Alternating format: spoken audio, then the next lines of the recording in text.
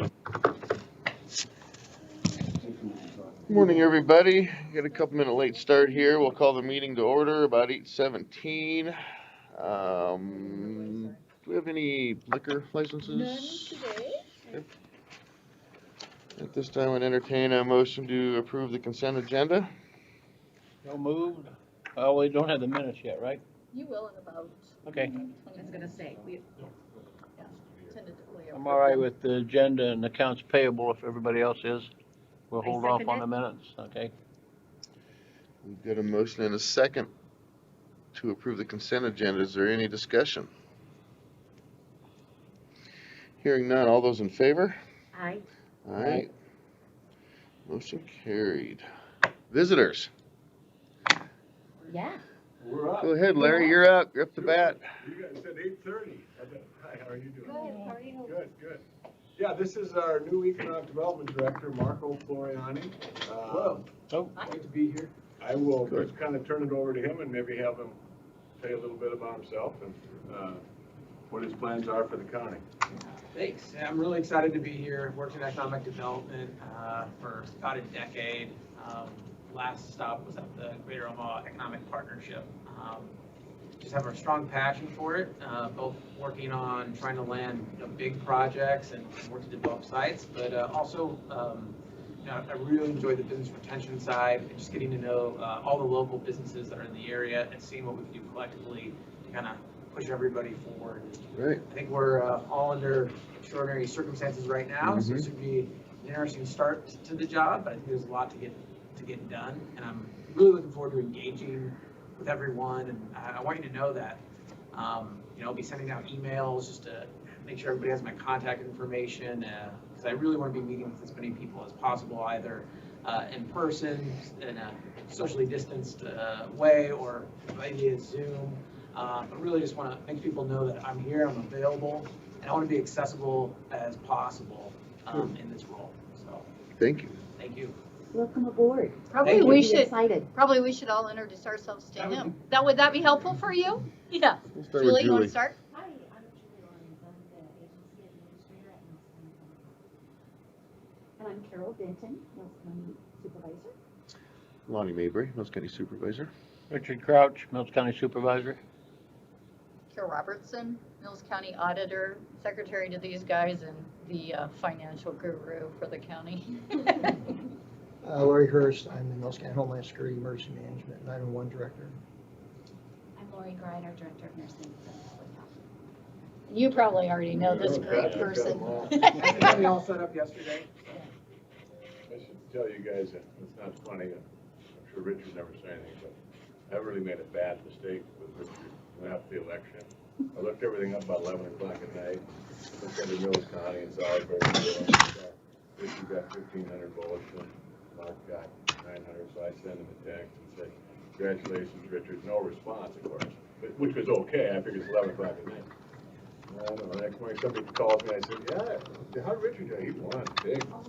And so anyway, I think of, I don't know who I was talking to, Jim Hughes or something. I said, well, it would be nice to have, to fill a spot on the supervisor. He goes, what are you talking about? I said, well, Richard won. He goes, Richard didn't win. I said, Richard won. He won big. He goes, no, he didn't. In Mills County. So I had to call Richard on the phone and say, Richard, he said, who's this? I said, the idiot. That's exactly what I called him. He says, don't feel bad. You're the 10th person that's done it. I said, well, I feel better now. Well, don't feel too terrible, because after our numbers came in here, I sent him a, hey, congratulations, and he goes, on? And I said, your victory in Mills County, and he said, oh, I thought maybe you knew something else I didn't know, and I go, Mills County? Yeah, I know thought Mills maybe she County." had figured that she wasn't putting it I know out. Mills. You might tell them that one, the kind of big project, Marco, you worked on, and maybe you worked on a lot. Hey, let's just stop this conversation right now. That's not an N on your cup, is it? No, it's not. Okay. Kansas City. All right. All right. Hanging out with this guy, Yeah. you might get that, so. I'll be. Oh, you are There's no more than reason to welcome be here so- now that you're a Chiefs Right fan. now. All right, We are sorry. gonna be great friends. Yeah. I'm originally from Kansas City, actually. There you but, go. Only until I was about 6 or 7 years old, but Good. stayed a huge fan of the team. Good. I'm just picking on Larry. Yeah. I understand. It's Wow. like Ronnie called it sideways Z. Right, Sure. right, Sideways Z. right, yep, sideways Z. Yeah, there were, a number of pretty big projects I was involved in at the, chamber. One of them was I was the lead for what became the largest ag project in the history of Nebraska. Is that the one here? And that was a big one, a $1 billion economic impact for the state of Nebraska. And what was that? That one was with Costco, so about 1,000 jobs, high-paying jobs, but the farming community really benefited from it because we convinced the company that they don't need at the site there wasn't a lot of rail, and so they wanted to put in rail, and that was maybe going to disqualify us, but and we convinced them that to buy only from local farmers, and that's how it worked out. So all the feed, you can imagine, Good. that's a lot of feed, was Oh, all yeah. from local farmers, so that was a big project, and one that was really fun to see. But agriculture, ag tech, life sciences, all those are going to be, I think, a huge part of some of the focus here when we're looking at projects to bring in, especially with some of the sites that we have available. So, Larry and the board has showed me a lot of the work that's been done, and I said, you're going to make this job so much easier for me with all the efforts you put in to kind of put Mills County in a position to win some projects. And this is where you want to be. You want to be on the periphery of an area with a large employment base. But you don't, being on kind of the outside, that's where these projects want to go right now, and so there's going to be a lot of opportunity. Exciting, good enough. And you probably know this, but all three supervisors are, I guess, on the board every time Yeah. we're rotating. So Yeah, we need them because they fund us, at least at this point. I know Richard, one of Richard's things will be, and I should probably let Richard tell, but he's told us a million times, he'd like us to work on a little bit of a capital campaign at some point in time to help subsidize what the county does for us. So I think if we can get that done over the next 10 years, Richard will be happy. Oh, no, wait a minute, Larry, Yeah. wait a minute. Well, How long you sticking around? Well, I don't know. 9. Nine. It's something to work on, something to know about that. But we do appreciate everything the county's done. Well, you go through one disaster of the flood. You don't think you're going to go through another disaster of the pandemic. So economic development is what we definitely need. We need to just spark this county a little bit. And so it'll be exciting. Glad to be here. Thanks. Good Appreciate your enough. support. Good enough. Thank you, Very thanks good. for We're always here coming. to answer questions if you have them, if we can. And if we can't, we'll find you an answer. We're glad to be reaching out to you, I think. I will be. I'll be reaching out. Yeah, please do. I just have the email set up yesterday, so I will be reaching out. Good enough. Patrick, get you a good computer? You got them all set up? He's got a hand me Does he? Oh. That's in the budget. Where do you think ours went? Yeah, where'd ours go? We've been picking on Patrick here lately. So. I told them you were gonna order them a new, Patrick had them all set up, all ready to roll anyway. So, Mark, where do you live? Way out in Omaha or? Currently, I kind of live in central Omaha. Okay. Yeah, we bought a house there a few years ago. So, married it'll be 5 years in about a week, and we're expecting our first in November. So, Fantastic. thank you. Fantastic. Good for you. Exciting. that's some good economic development. Yeah, there we go. Growing population. Tax-paying citizen, that's what we need. The only other thing, since Julie's here, I guess, we talked about it. Right now, Marco's in his office with Darren, which is great. I think I told you guys on the phone call. If it's possible, when you make your transition, it may not be, because you guys may fill that thing up if you already have. We'd like to have a separate office. I think in the long run, even with Darren, I mean, he probably needs to have a separate office. The guy that's doing this job probably needs a separate office. If it doesn't work, we get it. We've got alternatives we could move to if we had to. I know I talked a little bit to Corey about the engineer's office too, but I'm assuming they're gonna fill that up pretty quick too. So we don't need the county to have to, it's cool that you do it. I mean, it's great that you provided space. It's Mills County, you might as well keep it in the county We'd office. like to, and I know in our conversations with Darren, I think he was pretty clear, he thought it was important that the economic development person be there because planning and zoning and, We kind of work together. I think everything is great, and there's no issues, everybody's happy to share an office, but long-term, that would be something we'd want to get the economic development director a separate office. So if it doesn't work with the county, we'll find an alternative. But I think we're looking at November or something like that, maybe. We think that's when the transition happens, so maybe we'll know more leading up to that, we can make the plans accordingly. So, yeah, that's good, thank you.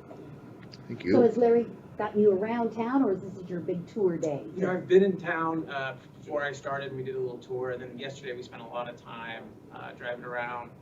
And today we'll be doing some more as well, so definitely gonna try and experience as much of the county, in this first week and just continue to set up meetings, so. You know, I plan on not being in the office a lot. I always, if you're doing economic development, you really should be out in the community, so that's how I plan to be, but, definitely gonna set some regular office hours as well. Good, good, super, wow. Well, thank you guys for taking time. Thank you. I feel like we bumped up ahead of the schedule or something. You did, but it's okay. We'll let you. Because we're special or what? You're special, yeah. I don't believe that. It sounds good. These girls They're are special. getting tired. I bet We're okay. They're regulars here, so. Public health? I So bet they you're give us a rundown every week of how the COVID is doing and Okay. how the county is a negative or a positive, and yeah, we had a couple more cases. And we're hoping every week it will finally be a negative. Holding our own. We'll get there. Yeah. Is that because more testing or just, there's a spike up? Or both? It is a combination. There is more testing, it's readily available. How does that test, I was gonna go take that test up in, It's nasty. They say yeah, it's and nasty. my kids go, what do you wanna do that for? I said, well, I just wanna see if I had it. Or, go ahead, and if they do something, they put it up and they stick it back, it gets back Yeah, to yours. it Didn't goes back Lynn- right back didn't he here. say, Pass it. don't do it? And Did then he you have to say remember it's that just if you take it a and bad it's deal? positive, then you Well, are you gotta quarantine. isolated for Yeah. 10 days. That's another yes. reason I If you kinda take wanted- the I wanted test, you are? 14 days off. If you take the test and you're positive. Oh, okay. I was gonna say, if you take the test, you have to be isolated. If you take it, or if you. No, if you, you're actually positive, what they say is if you do the test, you should isolate yourself until you get the results. Mm. And then if the results are positive, even if you don't have symptoms, then you'll have to isolate for the additional 10 days. So, Now, Amy was telling me they're starting to go to the far back of her throat. Is that right? we do the nasopharyngeal that goes clear back. Like almost up to the brain. She said it's Well, nasty. it's not fun, but it's pretty quick. You gotta Horrible either. you gotta No, not it's focus not. on it. You gotta, it's like, you just gotta kind of go la la land on it. But when they tested Nista reductions, and I know when we did Glen Haven and other places, remember those residents went through that, all of them, and they basically accommodated it. So I would think that would have been a challenge for public health. Because public they health did did great. They did Nista fine. reductions. Yeah. So most So of you them did really figure, well. I mean, Good. I the was surprised. swab is really that. And they So it can't goes- get it goes in tatted about- You don't even wanna look at it, just, Yeah. Just do it. Close your eyes. Close your eyes and go. It's not that bad. Close your eyes, sit on your hands. Sit on your hands. Yeah, so Larry, Try don't mine. do it. I know, Yeah, don't do it. I don't have, I I think, feel like I don't Todd, have symptoms. Well, I've got symptoms, but maybe not. you notice, Oh, Well, thank you guys for taking time, appreciate it. I think we'll so go, good to. keep going on have our this tour one. maybe a little bit. Yeah, enjoy Mills County. Call us anytime, email, I will be whatever. reaching out, so Yeah, appreciate it. door's always Good. open. Well, and if you wanna make a fun ride, come on down to the farm, you know. Oh, yeah. All right. We have a menagerie of buffalo and llamas and Really? alpacas, All yeah, right, so I love buffalo. the kids enjoy it. I did Well, four yeah, you have tours stuff every this year, year. don't you? Or maybe more than once a year. Yeah, That's so exciting. Good. Good. It is. Well, Thanks, thank you guys. We appreciate it. Thanks. Thank you. Thanks Good for luck. all your Thanks, support, Thank really. you. You guys have been fantastic. Nice to meet you.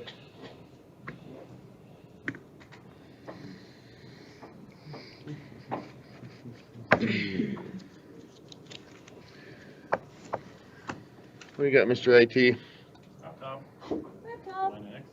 Well, we'll make you next if you wanna be next. Oh, yeah, there you are. There you are. Pull up the price here. So this will replace, this one's a loaner, that's gotta go back to the sheriff's office at some point, but this one, and they'll kind of serve a dual purpose. Put on a letterhead. And I'm also looking at an option to see if we can, maybe retrofit this table, if you guys are willing to put in kind of an insert, where we could have power and data right there rather than having, if we're gonna be doing this long term.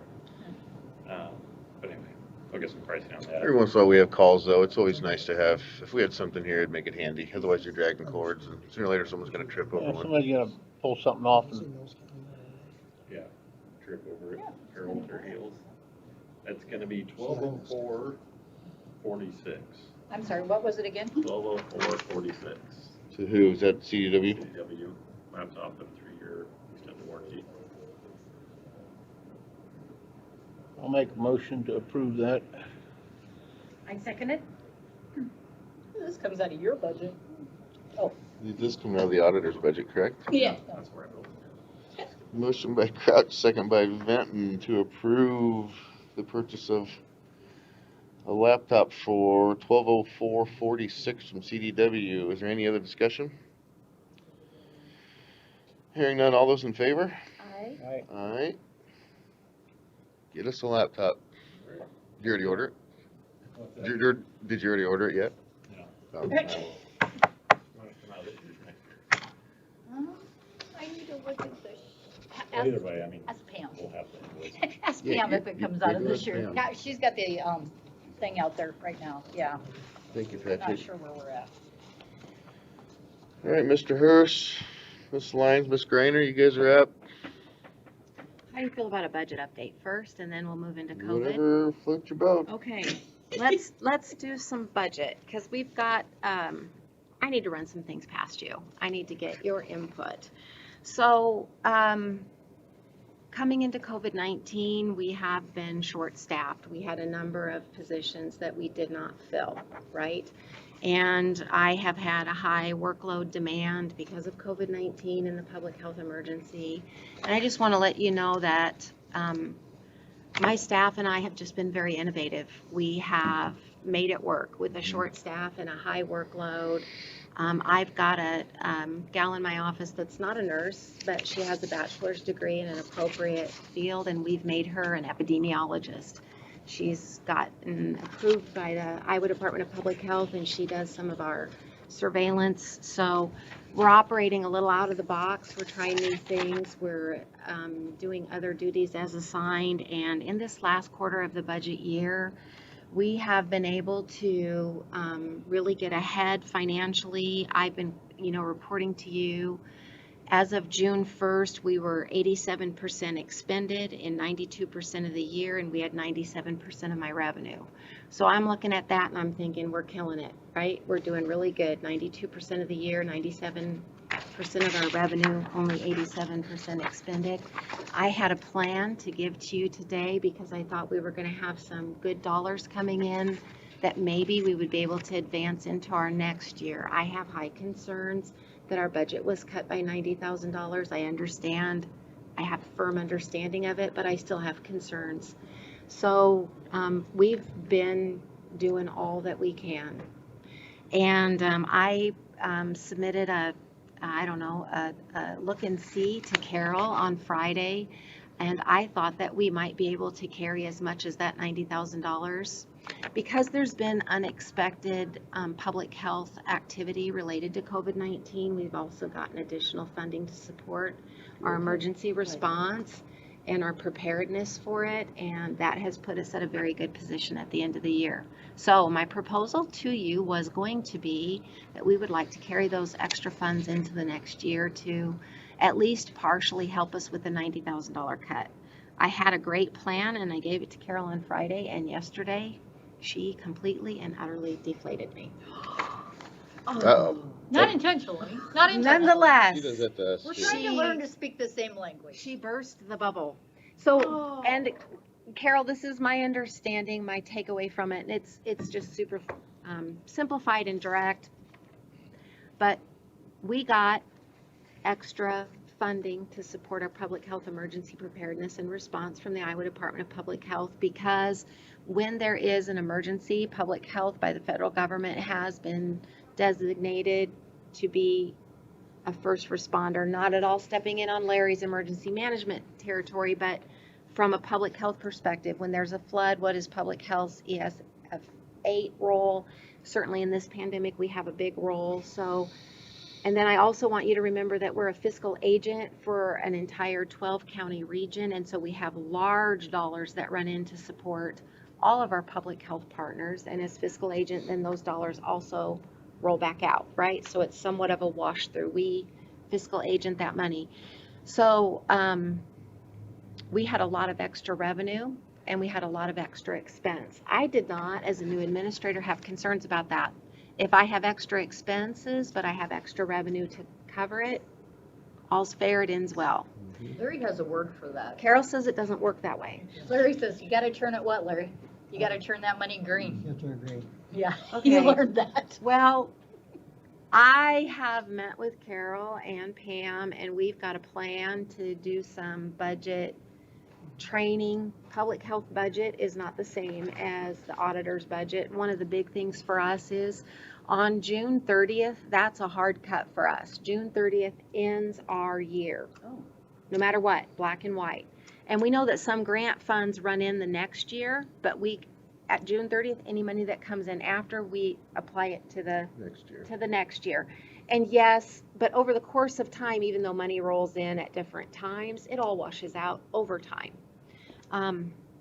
So our strategy for fiscal years is not in direct alignment with how the auditor has to do their fiscal year. So what I'm telling you is what needs to happen is public health needs to come into full alignment with the way the auditor's office does it. That may be a transition that's not going to look pretty because it's going to change how we have tracked our money and when our cutoff date is. Julie, is this a state thing, all public health State intern. Yeah. ends in June 30th? We do. Yeah. We did our budget June Yeah, 30th. but Yeah. there's a lot of grants that overlap, and she has a lot of money comes in, what I call purple, and it can come in any He does the time. color code. No, because it requires a budget amend to make it green in the current budget year you're in. So say she had an increase of grant money allocated to her, in order to spend that, it has to be reflected in the system, in the budget, as being able to be spent through a budget amendment. Since her budget is under the county's overall budget, then that's a negotiation with the auditor. You have to do is what the timeliness of her budget amendments for the board to bring that money out and why. Because that's how you do a budget amendment. You got to justify why are we doing this? It's increased cost, or we have grant money. We have the funds to support We it. have grant So money. the coming She's in. a new kid. Well, We're so giving her a the break. biggest aha moment for me is we have generated all kinds of extra revenue, which Carol says doesn't matter. All that matters is we generated extra expenses, Mhm. which is new math to Julie. Right. So, there we are. So I hope some magic money somehow can follow me into my next We'll just print fiscal some year. more. That would be awesome. Perfect. Anyway, so there we are with that. Carol and I will work on it. I need to know the rules to comply. I want you to know that I don't want to be defiant, but I think I'm making some errors in ignorance, and that bothers me. So I need to understand the rules to play by them. So We learn Carol, every day. yep, here we go, learning curve. So having said that, I want to just spend a quick minute and go over, this is kind of like our end of year grant status. So you know a lot of what we do at Public Health is funded through grants from the Iowa Department of Public Health and other entities. You have seen this form before, As you it's say, not looks new. familiar. Yeah. All I'm gonna do is point out for you the changes that have come towards the end of the year. Sorry, Carol. Oh, you're fine. So I'm gonna go through this really quick, but I want you to look at the first one, which is the nursing department. On the far left, you see that they're either a competitive or non-competitive grant, and then if you see 5 stars, those are new grants that we have to put a budget together for y'all in January. And in January, we don't know for sure what grants are going to be available, which ones we're going to apply for, which ones we're going to get. We have some that we get pretty consistently year after year, but then we also have some that we can't even know about in January. So as you look through this document, you will see a number of grants that have stars by them. Those are grants that we were not anticipating when we wrote our original budget. So another thing is some of our funding comes in this year for next year's activity. And so I'm working with Carol, and I've got even another total for you. For instance, you'll see this diabetes prevention on the nursing department with the 5 stars. That's a non-renewable grant. Those dollars, I don't know, they may come in yet before June 30th, but they are to support work in the next fiscal year. So even though I have money coming in this year, I need to work with Carol to make sure that that money follows me into next year's work. How do you request 6,000 and get 20? Okay, so for that one, Why don't you do several of those for I would us? love to, all day long. Right. So that's a federal grant from the Office Sure. of Adolescent Health. It was a 5-year grant, and it was expected to be over June 30th of this year. It's a 5-year non-renewable grant. That means we know we're not going to get it anymore. Mhm. When COVID-19 first hit, there was some talk that we would be able to bring some money into the new fiscal year. I estimated 6, and I was like, fingers crossed, I hope I can bring 6 of that forward. When we got the announcement for the nursing department, we actually get to bring 20 forward. Now, here's the thing that you have to know with grant work. That 20,000 is going to go from July 1st to December. It's only a 6-month extension. A lot of that grant is educational opportunities where we are teaching. COVID-19 may affect our ability to execute that grant, even though I've got $20,000 sitting on the table there. Will I be able to meet the deliverables in the COVID-19 world that I'll find myself in the next 6 months? I can promise you we're going to make every effort and be innovative and creative and do all we can to spend that money, but will we be able to? I don't know. But it's there if we can. Sure. So just the bottom line for the nursing department, you will see that our total for amounts requested when we put in grants was just over $80,000. Right now, at this moment, we've been awarded just over 70,000, and we have 27,000 that's still pending. In the nursing department, you see the top 3 grants that we have are all out of the Iowa Department of Public Health. They're all non-competitive, which means we get them every year. We've not been awarded them yet because the Iowa Department of Public Health is over their eyeballs in COVID-19. And so we're slow in getting a notice of intent or a contract, but I have no reason to believe those monies aren't there for us. It's just a matter of actually getting them. So you can see that we're looking at the nursing department being fully funded. Our home care aid department, again, you can see that we're on track to be fully funded. Family-centered services, that's the orange bar, and it goes over on the second page. There's a couple of things that I do want to point out to you. On the second page, the second one down, we were awarded a Burn JAG grant. That's a new position. The grant deliverables require that we hire a 20-hour-a-week person, and it sets up the entire scenario of how much we have to pay, how much they work, and then they fully fund that. So that's a new position, and we will have to hire for that. That's a $13,200 part-time position, and that will, although it's a competitive grant, once you get it, you tend to be able to renew it every year as long as you meet Is it in the budget deliverables. for next year, Julie? No. Oh, it wasn't? No, Okay. so these are things I need to run past you and make sure.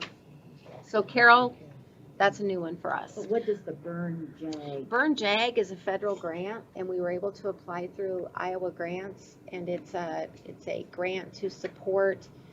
This particular grant helps youth in rural Iowa partner with a mentor, because that's a proven intervention to lower their likelihood of using alcohol or drugs. If we can get our youth hooked up with a positive mentor, they're less likely to engage in those unhealthy behaviors. And so the federal grant was awarded to us, and we had kicked around the idea of whether or not we could accept that grant, and we would like to. The other one is, if you go a couple down, you will see that we get one grant from Iowa Department of Public Health for substance abuse prevention, and then we get matching funds from CHI. CHI gives us $10,000, and Iowa Department of Public Health gives us $10. Carol, we have received that $10,000 in June, but it is to pay for for activity in our next fiscal year. So we need that $10,000 that we have now to roll into the next year. Isn't that the one we talked about? No, Oh, this is another additional one. Okay. We usually ask that we don't get that funding until after July 1st, because then it's a Right. no contest. Right. But we asked them not to send it until July 1st, and we have received it. Do they mail you a check? They mailed me a check. Did you budget next year's budget for that? Yes, but I received it in the wrong year is my issue. No, I don't think that's an issue. Have you deposited it yet? No, I have it. Carol, you'll get it today. So I need to make an arrangement with you to make sure that money follows the program into next year. And it should, because it's in your budget for next year. So. Yes. Okay, perfect. Let's see. And then you will notice at the end in the yellow highlight for family-centered services, we requested just over $121,000. Currently, we've been awarded $127,000, and we have over $15,000 still pending. This is one department I want to point out to you. When I became administrator, I left family-centered services. I was the director of that program. My position was not filled. So here's the predicament that I'm in. I have one full-time staff running this department that's pretty fully funded. I've got lots of good money. I don't really have enough staff to do it. So here's the approach that we're taking at public health. We are going to constantly reassign duties. I have gotten approval from the Iowa Department of Public Health, our consultant Don Maurer. I can continue to do some work in family-centered services and still be administrator, so I'm going to carry some of those grant deliverables, and we are going to use all the staff that we have at public health. Where feasible, we are going to have other duties as assigned. So what I'm telling you is I'm going into this year really fully funded, dramatically understaffed, and we're just going to try to make it work. And we're going to play it month by month, and we're going to do the best we can. Worst case scenario, we're not going to be able to meet grant deliverables, and we're going to leave money on the table. But it's early, it's only June. We'll see how we go. We'll get into July. As parents, as teachers, you see that we had one new grant from the Iowa West Foundation for $22,000. We also have had a change in that program. Becky Smith, who was a parents as teacher educator, took Linda's job at my office. So we are down one parent. We filled Linda's position with Becky, and now I have to hire a new Becky to be a parents as teachers educator, and I'm going to accept the $22,000 from Iowa West with the contingency that I can alter grant deliverables, and instead of numbers to meet, I'm going to see if they will pay. Becoming certified as a parents as teachers educator is a very costly, time intensive endeavor because they're accredited. So I'm going to see if I can use some of that $22,000 to get a new educator fully accredited. But you can see that Parents as Teachers is also at this point fully funded per the highlighted area. Environmental has two grants that come out of the Iowa Department of Public Health, and they both, I guess there was a $600, we got funded $600 less from water quality grants to counties. That's minimal, so pretty fully funded. And then that takes you over into the second page, and I just want to have real clear conversations about this public health emergency preparedness grant that we get out of the Iowa Department of Public Health. Like I said earlier, I am the fiscal agent for that grant. A large amount of money washes through my department. Mills County Public Health, we also receive it as a separate entity, but then we also get large dollars that come into my office, and then we reallocate them out to work that's done in 12 other counties. When you You guys get a percentage of that grant then to help. To be the fiscal agent, yes. That's what I thought. Yeah, I remember Sherry selling us on that. Yep. So when you look at what we applied for the BETS grant, you can see that amount requested and amount rewarded. We got exactly what we asked in all in in public health emergency, we asked for 310, we got 310. In EMS, emergency medical services, we requested $43,000. You will see that we were awarded $7,200. When I contacted the state to find out why we were not fully awarded in that category, they pointed out that we got 2/12 of an award. Due to state appropriations and delays in those monies being released, they wanted to give us 2 months of the budget so we could get up and operating in July and August. When those appropriations come down, then we'll get the other 10/12 of the money. So that money will all come in. It's going to come in 2 different lots due to a delay in appropriations. This grant concerns me as a new administrator and a new fiscal agent. Not that I can't do it, I can, but it causes my budget to be rickety. I mean, it's like Elevated. and like if there's an emergency, we're going to get more funding. We got several contract adjustments this year so that public health could provide preparedness activities, so public health could provide response activities, so my nurses could go out and do testing and all those things that we've been telling you about. So whatever money I think I'm going to have in emergency preparedness, particularly this next year as we're coming up into COVID-19, it's very likely that they are going to continually send me contract amendments and change the amounts so that we can meet the needs related to the public health emergency. That's going to cause a lot of flexing in my budget. It's not going to cost us extra money. It's a wash through. And at the end of the day, it's a net gain because as an agency, we receive dollars for that. But I've got to figure out a way to collaborate with Carol in real time that doesn't cause the issue we just had on Friday and Monday. I've got to avoid that. So we're going to figure that It's out. always a struggle this time of year. And she's brand It's new, almost June and 30th. understanding how the I mean, Yeah. she got a very brief overview of the Right, financials right. before the budget even happened, and so understandably, I told her, we'll sit down, we'll do budget 101, and Additionally, in the end, we'll get it figured out. previous administrator Sherry wrote the budget for this coming year, right? Y'all needed that. I keep saying y'all, I sound really Southern, I apologize. No, that's fine. All y'all? My husband's You all are right. my husband's from South Carolina, and I listen to him talk 24/7, and I pick it up. Mm-hmm. I apologize.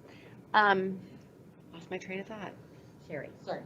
Sherry wrote the budget in January. That's when it was due to you. She retired on the end of February. I have taken over in March. I'm going to be operating with a budget I didn't write, and I'm going to make it work, and it's going to be fine. Sure. But this is going to be a learning curve year for us. But I want to tell you at the end of the day, we're not going to cost the county more money. Good. We should be in a better position than we ever have been before. I said it. I probably jinxed it, but so and then from previous years. Did you get that recorded? Yeah, I forget I'm being recorded. You will see this last line is a teal color and it's admin. This wasn't on previous documents that I shared with you. These are dollars that are coming into public health that we did not know or anticipate. And I don't know exactly how it's going to pan out, but I just want it to be out there. FEMA did recently notify me and let me know that they have a notice of intent, and they originally said that we could get a check around $18,000, and then I got correspondences with them that says they still have that under review, and it may or may not be that much, but that's the number they quoted me, and I have an initial notice of intent. Cool. We have not received that check yet. That check could bounce in any day. I hope honestly that it. Don't use the word bounce. Okay, no, that's bad word. Just check. I hope that check comes in July 1st because then it's a no-brainer. If it comes in prior to July 1st, I'm just going to tell Carol those are dollars that we want to help make up our $90,000 deficit next year. Just don't open it till June 30th. What was that against? Was that against flooding or So last year we got a big settlement from FEMA of a set amount of money. what? And then we submitted a second round. NOI for. And then the second amount, around about April, FEMA notified me that the second round of dollars were being audited. And they asked me to submit a whole lot of documentation from a time when I was not an administrator, nor did I have any historical knowledge of what had been submitted. So I resubmitted all those documents and they said, nope, that's not what we want. And I said, well, then I'm new and you're going to have to come to my office. You're going to have to hold my hand. Whatever document you want, I will produce, but you're going to have to come to me. And then I also said, we went round and round with FEMA, and at one point I offered to even surrender this $18,000 because I said, I don't have capacity to answer your questions, and per IPER's rules, I don't have the ability to contact my previous administrator, so I'm in a catch-22. I might have to surrender those funds. And they said, worst case scenario, you never want to do that with FEMA. You don't want to surrender these funds. You have to accept them and you have to meet our criteria. I've been negotiating with them since April, and I think the mercy rule is now coming into play. And because of everything, I think they just want to give me this money and leave me alone. Is that how that you. works? You go, So girl. we'll see. Believe it when the check is in my hand. But right now, I do have a notice of intent to award, and I really would like that to go into my next fiscal year. We have already talked to you once about our Better Health for Iowans Foundation. That's unsolicited, unrestricted dollars. Nice gift. We had to cash the check by June 15th because that nonprofit is dissolving. We've cashed it. It's in our books. We're asking permission to take that $10,000 and move it into our next fiscal year. We don't want to panic and try to spend $10,000 in 2 weeks just not to lose it. That money needs to be used in a way that honors the people who give it to us. And when we're all said and done, although they don't require it, I firmly believe we have an obligation for what I call a return and report. So you gave us $10,000, we're returning and reporting what we did with it. I don't want to just feel urgency to spend it for the sake of not losing it. So those dollars I'm requesting to move into the next fiscal year. And then again, you keep seeing, you saw it in the nursing department, you saw it in family-centered services, and now you're seeing it in the administrative department. I'm dropping $10,000 of that federal Office of Adolescent grant into the administrative line item because I'm going to try to expend that amount of money in 6 months. Can I do it? I don't know. I will try. So I guess at the end of the day, having looked at the budget and the grants, I think as a public health administrator, I am asking for the budget flexibility to respond in a timely way to public health emergencies. I am going to have large dollars in the next year that are going to roll in and roll out as a pass-through for fiscal agent. I think our contracts with the Iowa Department of Public Health in regards to our BETS grant are going to be in a constant shift in this next year as a response to COVID-19 and our role in that. And so I don't want to be overly needy of Carol. Carol does not need to be in charge of my budget. I don't need to be going with her to her every time I have a question. I've got to be able to do my budget and do it autonomously. Having said that, Good luck. if I don't know the rules, I'm not complying with them, and I don't want to do anything to put my public health agency or budget in jeopardy with you. Sure.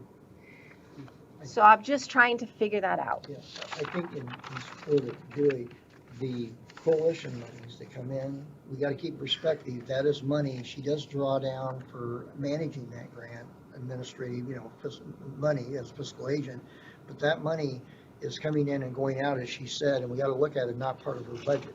It's just you have elected, she has talked to county or Sherry prior to allowing us to be the fiscal agent for it, because we do get some money for Well, administrative. and that's not the issue. Yeah. The important part is we just need to get that amended in before we expend it all out.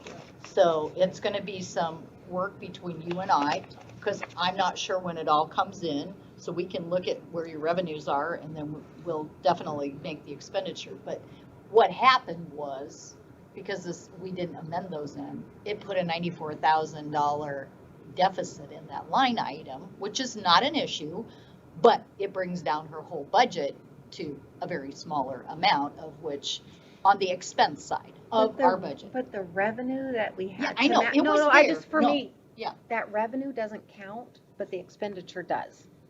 When it it counts, but it only counts because it has to show up on the expenditure side. We're not supposed to expend dollars unless they're amended in, or we have the money in our budget. Paper trail. And you amend twice a year. No, Well, Sometimes usually, more. sometimes more. Not one of my favorite Call things. Corey, but Corey will yeah. help you out. Yeah. I think we could commiserate is what we could do. Right, right, right. We don't get the money, we can spend more money. He's learning too. Yesterday was hard because it's like, the revenue doesn't count, but the expense does. Well, it No, I counts, get but it. Yeah. Anyway, we'll get there. We will get there. Okay, and I don't want to belabor the time, and we need to get going, but, I've got four different checks that will come in this year that I want to move into next year, and I'll work with Carol to make that happen, and I will shoot her emails all day long, and we'll figure this out. The last thing in regards to budget that I need to run past you is, you know that we pay $34,000 to have a lease up at my building. You know that I contacted the state, wrote a letter, talked to Garcia, have been working with Dax from GRC. I asked for rent relief, and I did receive a verbal confirmation. The offer that is on the table is they are willing to give us a new lease on August 1st.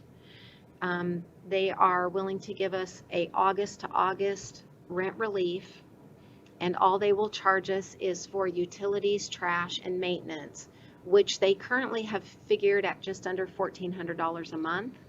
But then they will renegotiate that every 2 months. They say by October that will probably go up because of time of year. So if you take the under $1,400 and you times it by the 11 months, our rent would go down from 32 or 34 down to 16 or 17. So it cuts it in half, and so every penny counts, and that matters. And so I am looking at signing a contract, and I'm going to have Matt, my board attorney, look at the contract. I can sign that contract in August. I want to reiterate, and I know I've been a broken record on this, but I really feel like the building we are in right now, it's not good for the public. It's not good for my staff. It's not a safe, health-wise place to be. I want you to know that when it rains, water runs down the stairways. There is rust growing up on the side of the bathroom stalls. We are public health, and when you walk into my building, we are a public health concern. And so it's also not handicapped accessible. It's a giant building. We're paying to heat and cool all of it. As I look at signing this contract in August, it's half off. I'm going to go from 32 to 16, loosely speaking. I do want to try to ask you or formalize some sort of even just verbal understanding. Is there an option for us when the time comes to move into the engineers building? What that would bring for public health is, I think that would bring us an improved look for the public, right? We're in a beautiful building. It'd be nice to get out We the hill also, anyway. please. It also has a large flat lot, and Lori and I get tickled because we think at some point we're going to be able to give mass vaccines. And if we could have some sort of drive-through, easily accessible to the public. You know, I also want you to know that we always have a tender spot in our heart for frail elderly. We try to meet their needs. You could park right at the door. You could walk in, zero entry. For us, it is such an enticing possibility. As I go to, here's my underlying issue. I want to be very transparent with the state school. We've been up there for 20 years. They've negotiated this rate down to half, basically. I don't want to sign a contract and then a month later say, oh, just kidding, we're moving anyway. I just would like to be, I would like to take that rent, because I know we can't move in August, right? That building's not going to be available. I would like to take the lesser rent, even if it's August, September, October, because half is half, and I'll take it for as long as I can get it. But I would also like to be, as I go about that process, and I'd like to be transparent with them if I could. So can public health move into that building? Is it too soon to say? What You know, kind I of was remodels talking, are you and gonna need on done? another note, in regards to this, I was visiting with Darren the other day, and he said, you know, our footprint, and Patrick both said, we still have room to build on the, I think out and over on To the engine- south. yeah, that's it. Anyway, to potentially build in another office, possibly for, economic development, whatever, that's a potential on that side, to kind of move things a little bit more, give Patrick more room as well. Be nice to get rid of that fishbowl too. So, So Back to- Patrick sent me a blueprint of the office, and I looked at the blueprint and I assigned staff to rooms. We fit. We will fit, and we will be All of it? stuffed to the gills. Okay. They'd almost have to have So all there of would it. be any more room for anyone else to move They'd in have to there? have all Not of it. really, no. Additionally, Yeah. For the economic develop guy? I No. don't, in fact, Only if I you don't know move how people to the she's, basement. I was surprised that she could fit as it was, because I looked the way your infrastructure is now, and I didn't, looking at that blueprint ourselves, it was kind of interesting to see, so I know it'd be a stretch, but yeah, you'd have to have all of it. But I am, that happened. Because you have that nursing station in there and stuff too, you have to make arrangements for where you would put that at. So that's another big issue for you. Well, that. So what do one you, right so there. you would save basically all of your rent, other than July and August and September? yeah.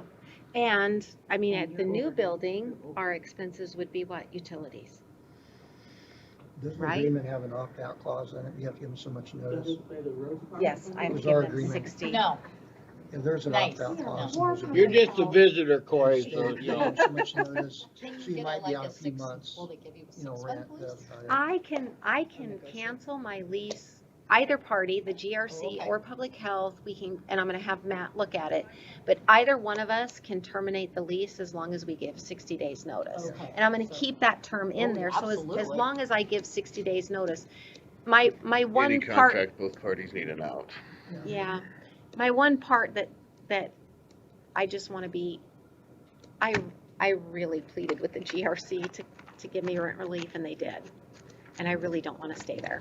Mhm. But I But will. if you go up there on a humid day, you know, like we've had in the past here, and you walk into that building, you can smell the musty smell coming It from would the be nice to basement. get off the hill, period, just to I'm get out with of you. there. And It what would I'm be afraid really- of, the It's hard in, it's GRC hard just don't out. close it I down don't like care what that. building you're in, it's, I mean, they could be out in it's a 24 hours. maze, you know, it's place its to own go. little city up there, and it was set up that way. I mean, it's, It's not friendly to the community. No, And it no. makes public No. health not friendly to the community, just by our physical building. You're so right.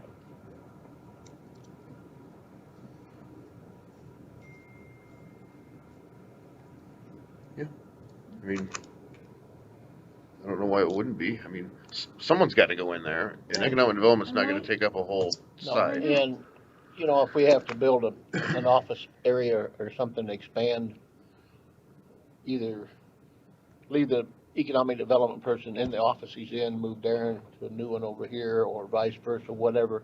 Patrick, God help the guy, I don't know how the guy survives. Patrick needs room to grow, and our economic development guy needs his own office, and these guys need to move, so we need to accommodate all three. You know, if we're gonna do It's this, going to have to happen if we're gonna do this broadband work, how much does that involve Patrick? a lot, So- more than what he's doing now. Right, so, well, we got some future plans to look at and things, but. You may have to scrunch for a little bit, but I think we can make it We'll do happen. We'll do it, and we would be thrilled and honored, and I appreciate it. I think it I would even be thought, really good for If our you need the agency. space, you don't need that big reception desk. Corey, is there anything in the basement that We'll you'll be figure it getting out of there? Exactly. We'll figure it out. Or is that just full of Larry's stuff and Carol's We stuff? have some, we Shelving, have a lot of shelving. old maps and things, I don't know what A else. lab room. We won't need the lab room anymore, I don't think. Are you building a new lab room? It might take us a little while to get all the Yeah. shelving out. I mean, to live within the building, to add a few rooms, that's not that bad. That's not that hard. That's something we could do in a month or two. But to add on, you're looking at a longer time period. I mean, it'd have to be engineered, it'd have to be, have to go through an architect. It'll take a year to do that. To add And I on think, Julie, the people would be pleased. and budgeted for. Get you guys there. It all I makes sense. agree, it just It does. just makes sense. Yes. It would definitely be a better home for you. And Oh, we need to get off the hill. We do. And when Larry was talking, economic development does have a plan B, but it's through the school. And I don't want to do, why should we have, nothing against Darren, but why should we have a building and zoning giving him another office when we don't have any growth? So why, and I don't think it's the school's responsibility to take that on for us. So I'm against moving economic Well, development that's to not- plan B. And that's So- not really accessible either. I mean, What's that? I mean, it's accessible, It's not the but school's not. responsibility. Well, We and it's shouldn't, not- we shouldn't put it on them. It's our bag. We need to be responsible for it. So So if we all need to work together in a nutshell. when we move into the engineer's office, we would not get building and zoning. That They'll still be on that that can all side. be, They'll be on their side yeah, and they'll we'd still be be on, there. we fit, we fit. It's But tight. economic development. It's tight. It's tight. Yeah. It's really tight. Yeah. I don't So we're care. trying to move. It's worth it. We're trying to separate one office now. So by separating them, do we separate them? Do we make them live together for another year while we plan this? Do we make you guys short you one office? That's just some decisions that we're gonna have to make and work together on. But get with Darren, get with Marco, get with Larry Winham, and keep us involved and work it out. It'd be nice if you guys did it without even it come to us and say, we've got it all Who's working got out, it? guys. We're done. We're done. Okay, That way we don't have to be the bad guys. absolutely. We'll do it. And you're working together, which is how it should be. Perfect. Okay, so, But keep all 3 or 4 entities involved. okay, we'll do. Thank you. Yeah, thank you. Okay, And we'll try to get you off the hill and then we're done up there, right? Thank you. School's almost done up there. okay, ever I've so, got a storage site up there, that's about it. I don't pay much a month for it. Yeah. ever so briefly. Storage doesn't bother me so much. Sorry. Oh, I apologize. You got the press release yesterday.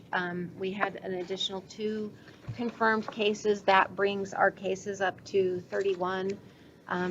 Just for a little perspective, yesterday we had a Board of Health meeting and I looked back on our previous meeting, and from May to June, in 1 month between the times that my board met, our cases went from 12 to 31. So that's a little jump. And, part of that is due to increased testing. Of course, testing is much more available. We also, on June 10th, had the governor significantly reopen our state. Almost all businesses are opened at this point. Many of the previous restrictions have been eased. So the only restrictions that are in place at this time are keep your distance and increased sanitation and cover your cough and those things that we've been talking about. I wanted also to just say that I have been working very closely with the Fair Board, and the Iowa State Fair is canceled for the first time since World War II.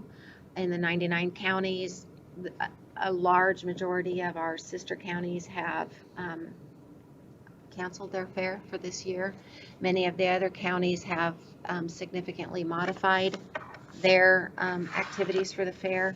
I did ask the Fair Board to come up with a plan of COVID-19 preparedness. They have that already. Oh, you have that? You've gotten this document? Yeah. Okay. And they, I think the things that go in our favor for Mills County Fair is it's not generally an overcrowded venue. It's also in the open, so a lot of things happen where there's just good ventilation and people can be socially distanced.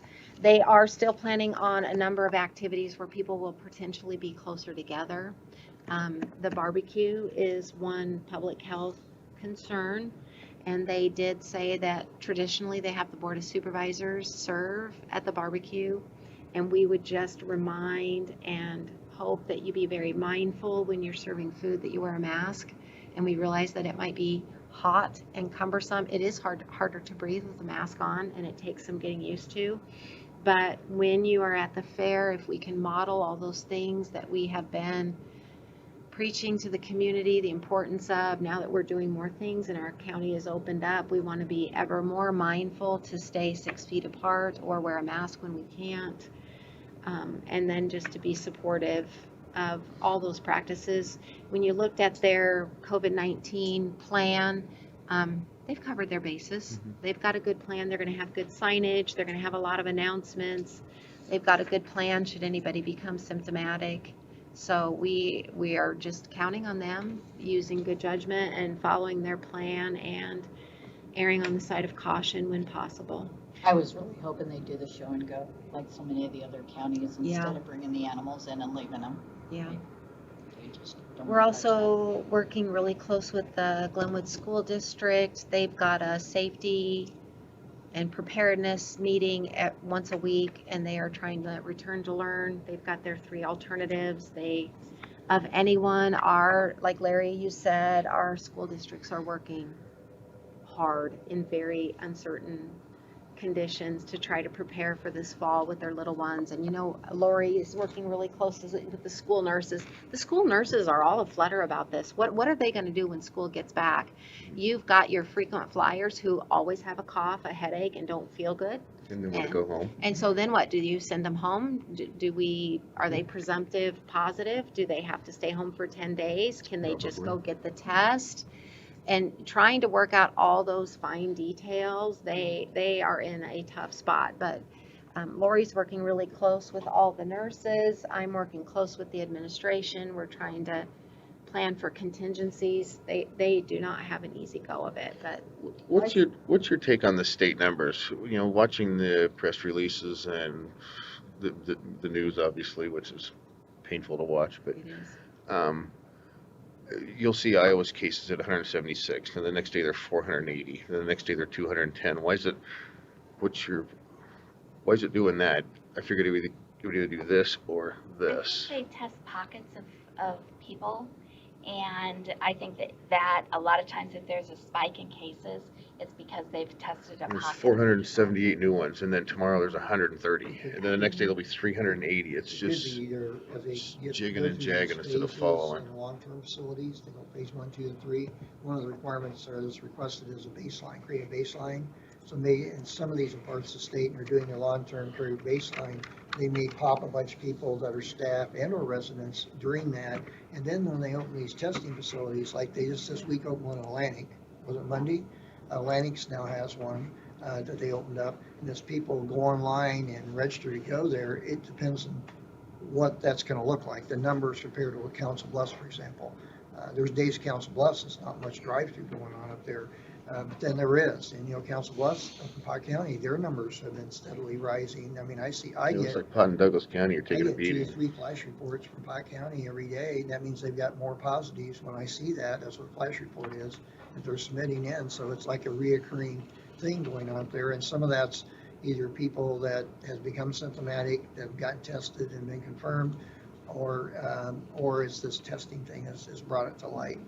So One place where I think Mills County is atypical is with our long-term care testing. When you think about all the staff and all the clients in all of our long-term care facilities now have all been tested, Yeah. and we haven't had a single positive. good That's baseline. unusual. When you test that number of people. Well, it is when you have that number. I mean, it's You just. can tell she's not a nurse. Talk about Right. jinxing you. Nurses Yeah. have their own thing, Is but there a full moon tonight? That was last week. Lori, you want to give them a quick update from your. Mission Productions, last week we, us 3 nurses went and tested all of the staff and clients at Mission Productions. So we went to 8 different houses. We gowned and garbed up each place out in the 95-degree heat, went in. They all did very, very well with the testing, and we got them all back, and they were all negative. We did 47 tests that day. And they wanted to get that done because they wanted to reopen the workshop, and they did that yesterday. So they have their baseline. The other nursing homes have all had their baselines. The resource center has had their baseline. So they're trying to progress through the steps of reopening. So hopefully that will continue. Yeah, that's the biggest thing. We're continuing, like Julie said, we had 7 positives between Thursday and yesterday. And that was probably our biggest jump in that short of time period. Some of them take maybe an hour or 2 to follow up. And one of them on Friday, it took one of the nurses 8 hours to do the follow-up and the trace contacting and everything. the contact tracing. So every situation is different. You never know when you go into work what's going to happen that day. No, So Mr. the nurses, Production, can they go out for a ride? Initial Productions. Up until this point, it is my understanding that they've been pretty well sheltered in place. Now that the workshop is opening, they will take them to the workshop. They will be able to be there. I don't think they're gonna have them out and about a whole lot No. though. no, they, like, for instance, if they bring them in from Shenandoah, they're brought in on a bus, and that bus is the only bus they use for transportation. That group works that day, and maybe they work 2 days in a row, and then they kind of sanitize things down, and they bring in a group from Red Oak. You know, they're trying to work it so that they have some control. If something does break, they will know maybe which group has it, so, or, Just like, I can take Dad out of and go for a ride, as long as he stays in the car. And they're grateful for that. Oh, yeah. Oh, yeah. That's very much. And they're them through, you know. for I was the gonna say, thing, Glen Haven's opened it whatever. up where you can come and visit and they'll give you a time slot and that's been very positive too. They have done really well following the recommendations of IDPH and trying to do things the right way to keep their people safe. I can say that with all of our long-term cares in Mills County. It's a Well, moving all- dartboard. Just look Yeah. at this. Yes. Right. They've done Kudos really to well. them.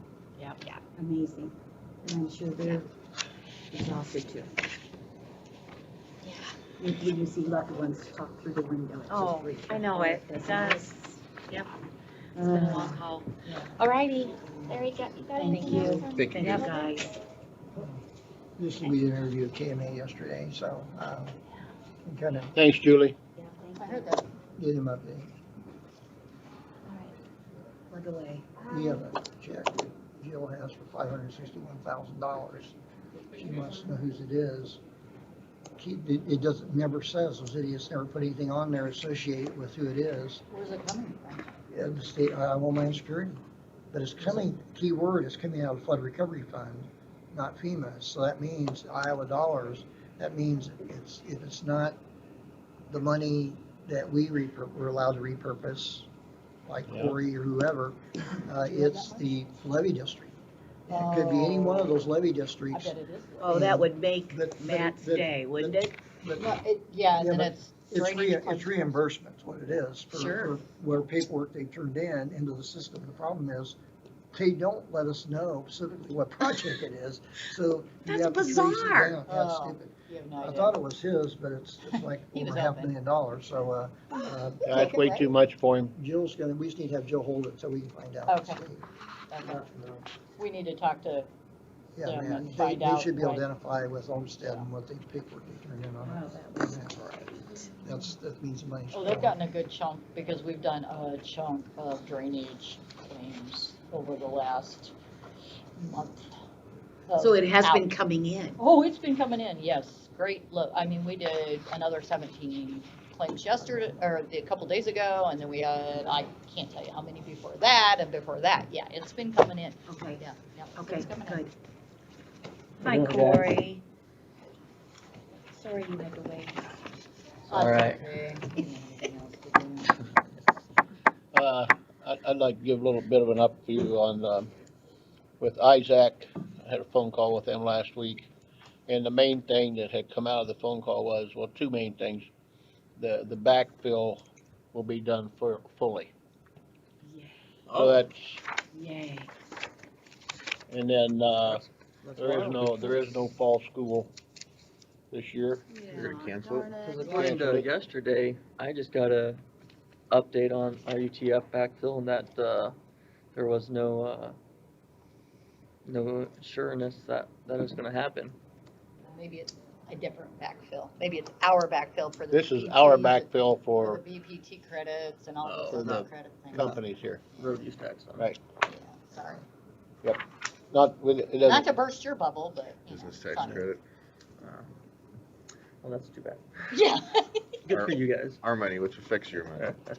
And then another one, we had a Board of Adjustment meeting we had, that had been had since, November of last year. The big discussion of the night was the landfill. After they finally got the board members to, understand how this had to happen, it finally passed. What did they, I don't know, what did they want? Well, what the landfill wanted to do, they wanna buy the front 40, what they call the front 40 that goes clear to the highway, Which is the buys the Susan Shoning Road? property and stuff on the front side. And then they bought a big chunk of land off of Spruce and Rhyme on the east side of the road. But they was trying to put perimeters and do things to the land company like, well, you gotta pave so much of this, you gotta do this, you gotta do that. Well, until They need to be educated. you know, Pat Collins finally, Well, they do Got through educate these- them, but there are certain individuals on there that don't, anyway, we got it read that finally, book. yeah, it was a look just like that, just kinda like shake his head, he could not conceive, but anyway, we got that done. Okay. So they are going to, see if I might understand it right, Corey, you might have to help me out a bit. They talk like they're gonna move the road will be theirs, they're gonna pave at least 600, they want at least 600 feet back from 34 on their road to be paved because of the rock dust and stuff, which would be a good deal. 600? What the recommendation was. Take almost into the Then they was scale. gonna try and Take get almost to the something scale. worked out where they would have better turning lanes coming out and going in both. So, They'll have to get authorization from DOT for Without a the Highway doubt. 34 entrance. Yeah. But yeah, they were looking at moving their entrance to the east. and we approved a machinery dealership, a woodworking shop on 275. What's the machine dealer? What is that? Oh, is it Fisher? No. Oh, Oh, the, on Right now, right? 194th Street, yeah, 194th Street, it's just Davies, right? Davy, Oh, Davies, where you go back up right where his along house 29. sat. Oh, Yeah. here, oh, It's in that pocket, which Oh. probably should. You wanted to build a shed? No man's land. to put A commercial, a commercial shed for his, Commercial business. I didn't know what the business was. They just That's had to- highway it was- industry yeah, zone It was down just there a anyway. setback issue that, okay. But they did turn down a Mark Hughes housing development due to complaints of, they had probably, I think I kept track, there was 8 people got up and talked and said, we're not in favor of this on account of water. Cause Mark had just got done drilling a 405-foot well at the Tackett property. So where he wanted to put all these houses in, everybody up above was afraid they would lose their water, which could happen. I don't think Hughes knew that they had to also get a variance from this board because it was gonna be classified as a minor subdivision, which also has the same minimum lot sizes requirements, so. Initial production meeting last night, they are going to go to $17 an hour in Mills County only, try to get people hired.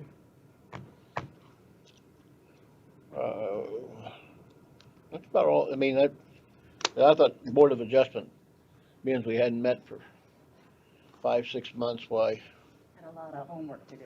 we was done in 3 hours, but, you know, What was the nobody got hostile. Public speak about landfill. that night? There was some that spoke about on the other side of the pavement, but they realized, hey, the landfill was here, and then they built houses. So, no, I've been over there and talked to a lot of the people in that area, and, you know, they say, well, yeah, we really don't have a lot of room to complain, you know, but they are doing a much better job. They have hired a person that's actually called a cleanup person. He goes around every morning with a side-by-side garbage bags, travels the neighborhood, goes through backyards, and he travels the Don't you feel road. like that too, Richard, that they're really trying Right. to do the right thing? And he goes from the railroad overhead, clear back over here to Old 34, picking up Okay. along the side of the highway on both sides. What was the gas containment storage deal they had also that was not required for them to have, but they're also gonna install? Yeah. So, Well, they're They're gonna active. eventually, Uh, they're gonna eventually capture the methane coming off of it. I think that's gonna be exciting. Well, the biggest problem is transportation. How do you really help move with it? the odor, apparently. Yeah. So, they're supposed to. See. Well, I had a Golden Hills meeting last night in Oakland, and kudos to Harrison County, because they got their cabins, and Walter was saying, one is 13, and, well, they're just, people are calling 13, constantly. you mean it's good, 13 can stay there Uh-huh. in one? Wow, There big. is, Are ours that big? are It they? could be with the basement. So I'm excited to go over there and take a look.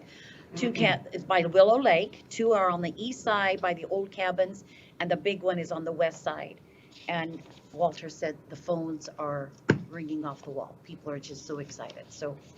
And then Pot County has theirs also, right, Jared? I think And they're pretty up and much done running. with them. Yeah. Okay, all right, so that's pretty. And the art tour is still going on, which is pretty exciting for Mills County. And When, I was just telling A tour for what? the art tour. It's growing Art every tour.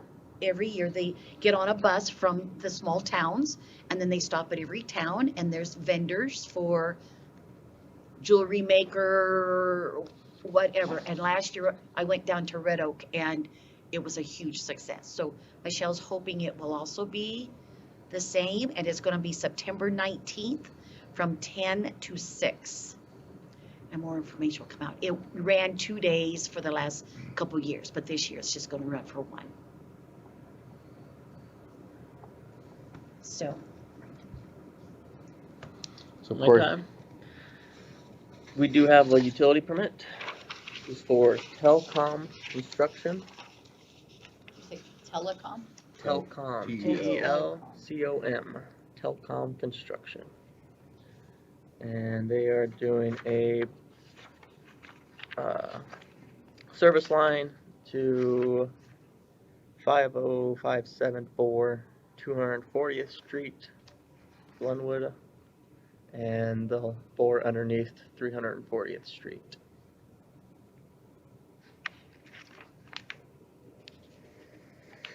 we're under what? 340th Street. Wait, no, 40th?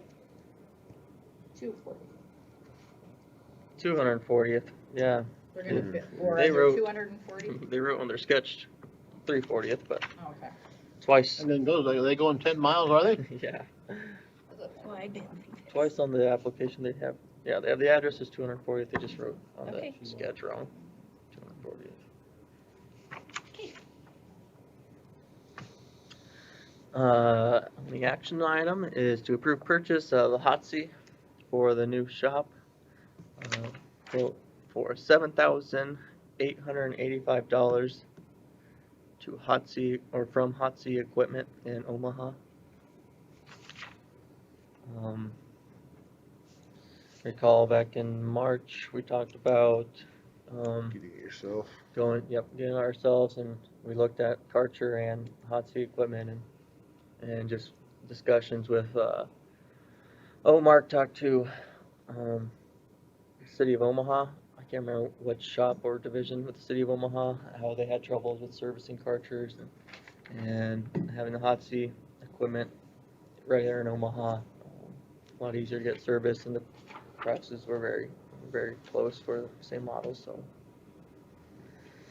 Okay, should we let them buy a hot seat, guys?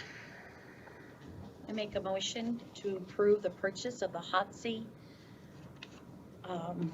equipment for the new shop for $7,885. Second. Got a motion and a second. Is there any further discussion? Hearing none, all those in favor? Aye. Alright, Right. order it up, buddy. General discussion. On my way over here, I was stopped by Jeff Voss. he let me know that he'd been approached by collections again concerning with insurance problem issues. He has been in talks with Brad from ISAC, and sounds like things are going better since Brad's kind of taken over. He said that he's been asked for Brad to CC you, Richard, on, Right. on the emails, and so If you needed anything, let me know. just kind of a heads up in case we do approach you. Sounds like ISAC's been really helpful. I think Zolene helped a little bit as well, to stay on top of that too, to give him some numbers, but yes. R2, they got an update yesterday afternoon from Iowa DOT on the road use tax fund. We have seen a decrease in revenue. Our UTF is one of our main revenue sources, and then they're having difficulties trying to predict what to expect for the next 5 months and year to come. Hard to do. And they gave us, 4 pages long. I can forward this on to you guys. Kind of summarized, kind of looking at, well, we had a 40% drop for 2 months. Looking more like guessing like a 20% drop for the next 5 through October, and maybe like a 10% drop through 12 months. A lot of different factors going into it, not just because of COVID, but also just how the RUTF distribution works. That is quite the maze. They use a pipeline to show how that is distributed, and there's just a lot of different parts to it. And so, if you're interested, I can definitely forward you the information. But it's short summary on it. On 190th Street, we got the grade. We did a proof roll of the grade and had Terracon, geotechnical engineer, out with me and walked it with the contractor, subcontractor, and myself. Really had limited issues, only a couple little soft spots. We're scarifying it yesterday and recompacting it and doing another moisture density test today, and it should be good to go as long as those tests come back good. Haven't settled on a material price increase yet for the base rock. Still in discussions with the contractor, but kind of position I'm at right now is I was able to discuss with the subcontractor why such a large increase. We really looked at the numbers closely, and he was basically coming down to a $4.50 increase on the trucking per ton, which we've seen an increase in trucking, but within other materials it's been about 50 cents a ton. So Wow, that $4.50 wasn't flying. good for you. I've talked to the Prime about other solutions. I reached out to some other haulers just to see kind of just to estimate what kind of price would be for a haul of this length and this amount of material, and just wasn't really jiving with what the subcontractor was telling me. So, well, still waiting to hear back from them. I know the Prime doesn't want this to be delayed because concrete subcontractor is ready to roll, come in at the end right before 4th of July, or end of next week. So hopefully we get that figured out, squared away soon. Good for you. Flood recovery fund, I sent the information to Larry, Larry has to be the person that submits for our reimbursement to Iowa Homeland Security. I never really received a lot of guidance from Iowa Homeland Security on what they need for the reimbursement as far as documentation. I imagine they might ask for invoice. I sent them the invoice from the contract, but they might ask for material invoices, which we can provide. That was something I was thinking about last night. They might want I can provide payroll numbers to go along with the hours that we submitted. Um, Larry, if they, I don't know if it's a online submittal or if it's, I've got to scan it and load it up, but I got to see if that project is identified in there already, It is. so I can add this to it, because there's a ton of projects in there from the levies. I mean, all that money was distributed. This is in the what county. one of the board's flood recovery fund Projects. projects, Okay, yes. so it's in there. It's our project. But see, that was, Yeah. that you were going to do a couple things with that money, right? Yeah, this is just one of them, yeah. One And- of about 3. I meant to look at the estimate, but we were pretty dang close to what I had estimated it to be. And This is what I thought it was right around 400,000, You were under but that. I forgot. We were at like 390, I think, is what it was. But I'll have to go back and look at the estimate. My guess on this is as much as you can provide them, do, Yeah, because front load that's, otherwise they'll keep asking and asking and just shoot it off at the beginning and then we go back to see. But I would say yes, get copies of all that to go. Did receive some reimbursement money. The ER program, that's our roads that are considered classified major collectors or higher. And it's through FHWA, runs through the DOT. We got about, and I should have wrote down that number too, but it was right around $360,000. And that was for all reimbursements for the repairs we made on Bungie, Kane,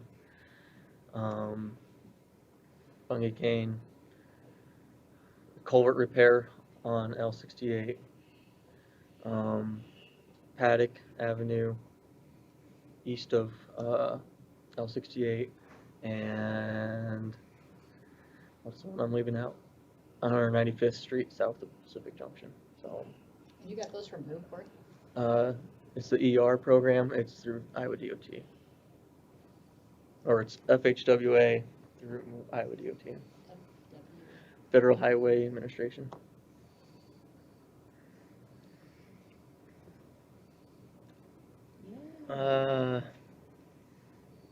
But no funding from the EDA. EDA. No, and so that was going to be my next item. Talking about the Bungie improvement projects, I'll reference that as the RISE grant project now, since we do have a project number, RC Parent 112. Searching for funding solutions with MAPPA, coming back and not having the application submitted yet, telling us that those funds, disaster funds, have been allocated. We're still going to turn in the application. Maybe a project falls out, but looking at alternative solutions. I'm going to apply for TSIP, traffic safety improvement plan. I think I got that wrong. But through the DOT, some safety money.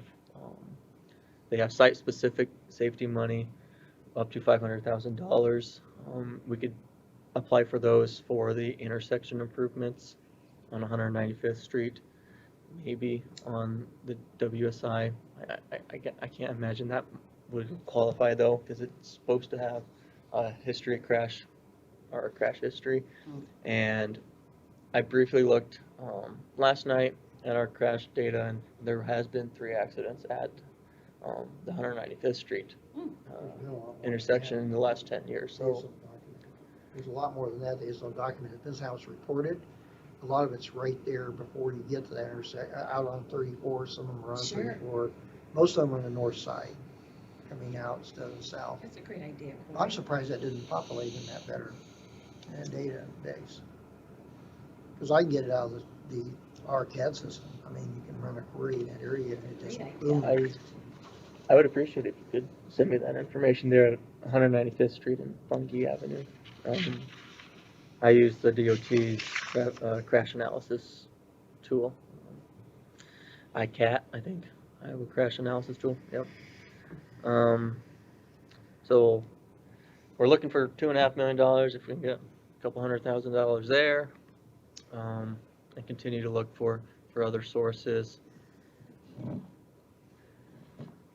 Really, that's about all I Did have. you say that you asked MAPPA to go ahead and submit that EDA? Yep. we're I still think gonna we submit gotta it. do that. We gotta at least get it on the Because books. you never know what will happen on the backside of the federal government. They may infuse new dollars in there, and if that thing's sitting there until they formally refuse it, it could be brought, picked up. I wonder if that's anything that can be approved through that the CARES money that's coming to the state of Iowa. It's already here. Well, The problem is that where is it? It's the Governor, allocation. The governor still got it. Well, yeah, but she came out publicly and allocated that money to various state and local government entities and schools. And I haven't heard anything. You should have got something official on it. So that's something we need to check into. And how that money's gonna be distributed and when, the timing of it. I mean, I don't think, she did that during a press conference here a few weeks ago to put that out. And they actually showed those numbers. I don't know whether we can use that for that or not.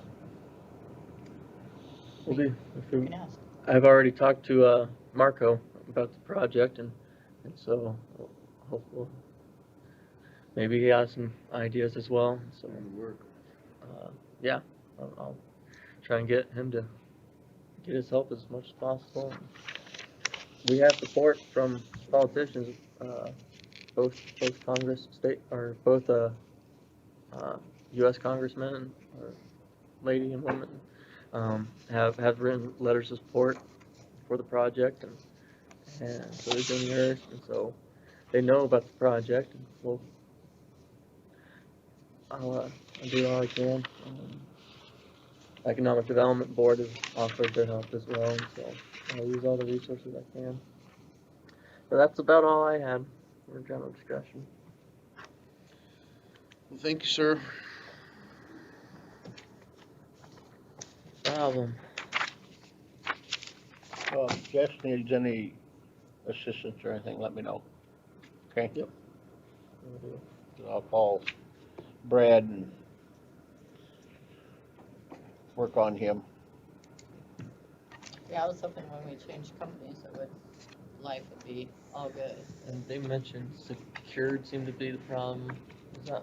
That's the I didn't new know one, who I- that is. Well, I'm not sure. I can't remember who we transitioned to. Well, let me know If if you need what you need when you're back home. Do we need a formal action on Julie's carryover? Or yet? I don't think, I think we're just gonna have, I mean, I think, I We've wrote got- up a discussionary thing, and I think we just need to work them as they come, to. I No mean, we formal can- action, or if we do, we can do it You next can week? do a formal action just to say that you'll work with her on moving the funds. Okay. Yeah. Here. Motion to approve carryover grant funding. I'll I'm make working that with- motion. Oh, well, maybe I better not, being I'm on the board. Well, you don't What do you vote on think? that board, though. What the hell? You vote. You don't Nope. vote. Don't vote, so okay. And I second it. We've got a motion and a second to work with public health on the carryover grant funding. Is there any other discussion? Hearing none, all those in favor? Aye. Aye.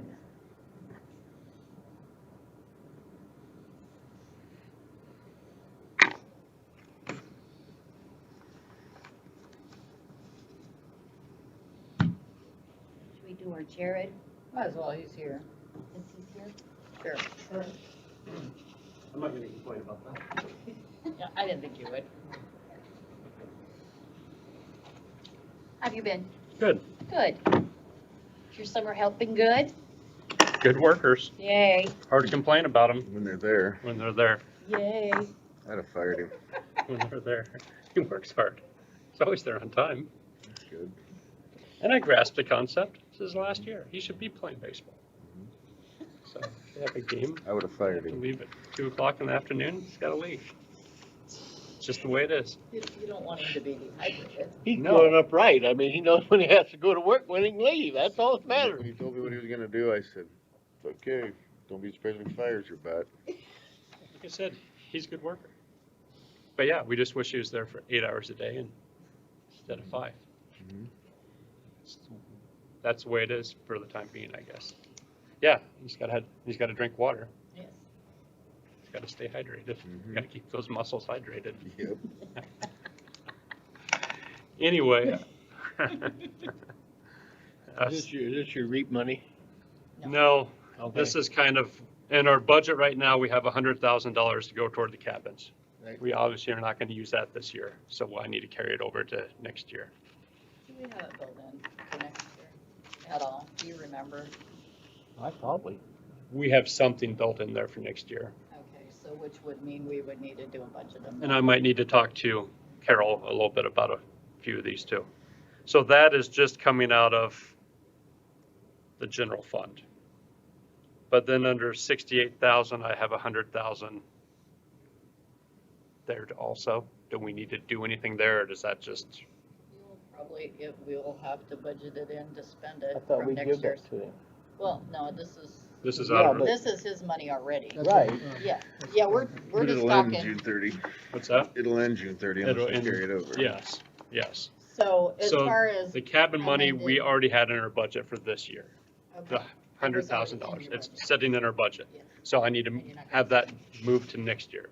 yes. And then we have money from 68,000 from the reserve, $100,000, which I don't know if we need to move that or if that just automatically moves or how Well, it that works. depends on if we set it up to.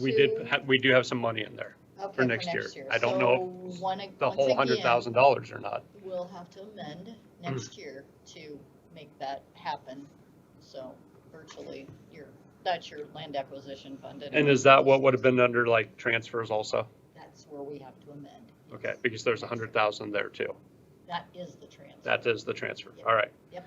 So basically, I'm just asking for that 100,000 to come from our budget this year to be So transferred we to just need next to year. amend it again into next year. And then the- because, Yeah, then the only other thing I was gonna, we got $14,500 minus $3 or whatever from FEMA this year Oh. that we spent on gravel and doing work on the boat ramps and at Pony Creek and things like that. So I don't know if there's any way, then that is in our revenue to move that for us to use next year, because we just kind of ate all those For expenses all the this year. extra money that we've had to put into your payroll that we didn't have. Or something, I don't know, we can use it somewhere. Because we're gonna have to amend your budget for your payroll Yes, we will. that you guys got extra for next year that we didn't. But have. anyway, we had almost $15,000 from FEMA that we just got a check for. We're supposed to be getting about another $1,000 from them from the state side of it, maybe even more than that, probably about $3,000. But somehow, like I said, we just ate that out of our budget this year a little bit. But we had it in there to use. I don't know exactly how we pulled that off, but we did. And FEMA, yes, It's FEMA. we were taken care of. Okay. Nobody else can get their money, but Have to see who's conservation They can. got it. Well, some of them have, some of them have. So like I said, we should be getting some more of that, but somehow we would like to be able to use some of that money also. And speaking on Carol's point, we're gonna have about $20,000 left in our budget this year. So I don't know if we want to carry any of that over next year to cover what you just discussed with their salaries or not. If we want to take 10,000 of that and put to next year, I mean, that'll easily cover it, but I'm just, like I said, right now we have $22,000 left, but I have a few extra bills that, we have a Bobcat bill that's out there right now that I still want to turn in. That'd probably be $500 or $600, I'm guessing. Well, I mean, it's not that big, but I'd still like to turn it in this year instead of pay for it next year. And Jackie said, bring me in bills sometime sooner than later this week and we'll get them Yeah, taken 'cause care we're of. gonna do one So we should have last- about $20,000 left over just in our budget. But I'd like to use about 10,000 of that to carry over to next year to cover those changes that we made a month ago to our salaries. I know that's a lot of numbers and I might just need to type all this up and hand it to Carol, but I wanted to talk to her about it a little bit too, just to see what we could do How do we- with that cabin money if we have to worry about the part coming out of our reserve fund or not. We're So, just gonna. But I'll basically, just, maybe it's better if I just come in tomorrow and talk to you about it, but anyway, I think I probably need your kind guys' of a- permission yeah, somehow some kind of saying, yes, blanket. we can do this, or do parts of it. Some kind of a blanket motion. Yeah, so like I said, I think that's kind of where, If there is any left over, you gotta look at running water to those, because you're gonna run out, and that's gonna be a problem. We're gonna have some beautiful That's our cabins up there biggest- that we can't rent. like, you were talking about the cabins, we got our basically final plans yesterday in the mail, so we're supposed to initial those, and then they actually do the final plans if there's any leftover changes or things. So Mark Hughes is meeting me this afternoon, and we're going over those together. But our biggest issue right now is water. So we have to run from our old well up behind the shop down to the new cabins, which cost $14,000 to pipe it down there. Or we need to try to drill a well behind where the cabins are at, Or run a water line. or run a water line up the road, I guess, or up the road, yeah, Go up the road. coming from the south. So I don't know what that costs by any means, but I'm guessing it'd be more than $14,000. It would be, but long term, you're not gonna. Yeah. You're gonna spend more than that on a well, and you're not gonna get any more water than what you got. No. You're gonna run a And water So- line. You're gonna run a without a doubt, it's without a treated doubt, water. yeah.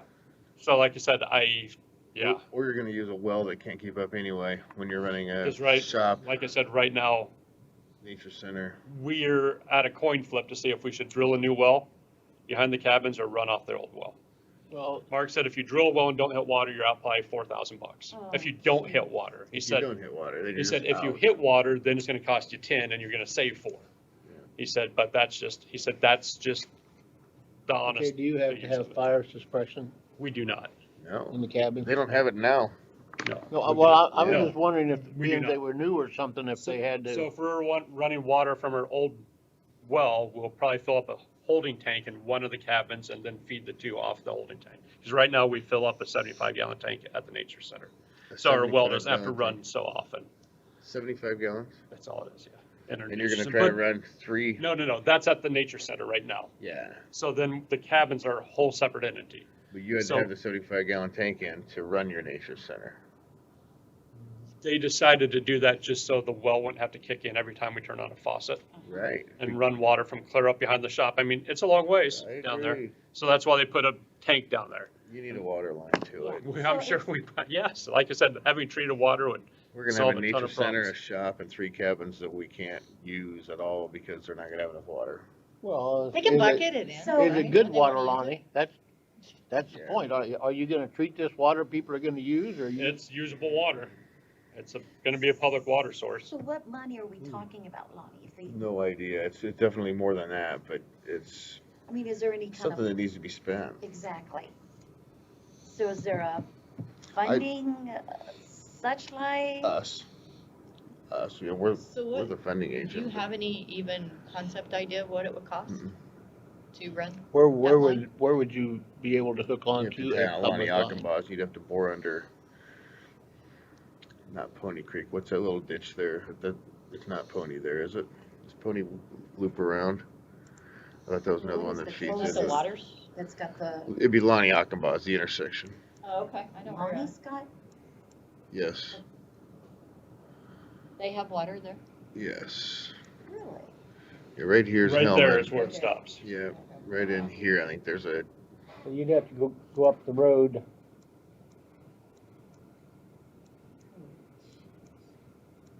Well, it's more than a mile, Yeah, about 2 miles. almost, yeah.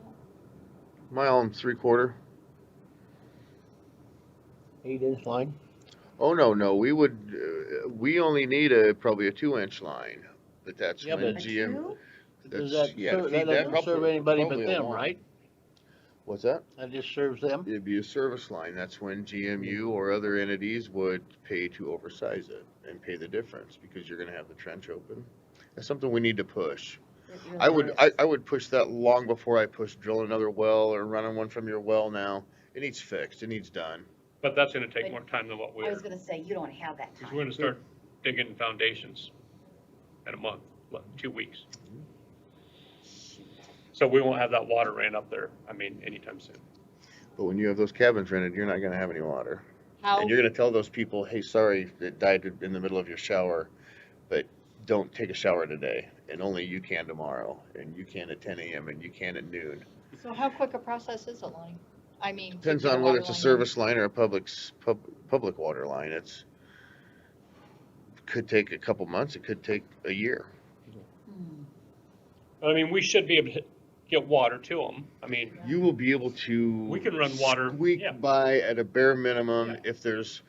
if all the cabins aren't used at the same time. If they're all rented at the same time, you're in trouble. because our well right now keeps up, but I mean, it's For just, you and your nature center. and the campground and all those things, you know, but there's no showers in them, and there's, you know, Wait until you get a So- family of 5, yeah. 2 or taking 3 showers, families of flushing 5s in toilets. there. And Well, it's kind of like how we, down at the vent place. You Can can't we run use your any of this dishwasher and your wash machine and take a shower. 2.7, we could, just to do this, yeah.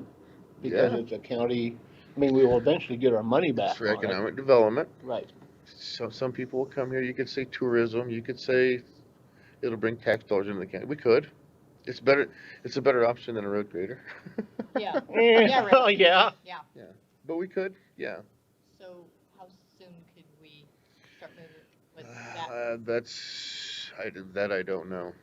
I have to make some phone calls on that. I can't answer that question.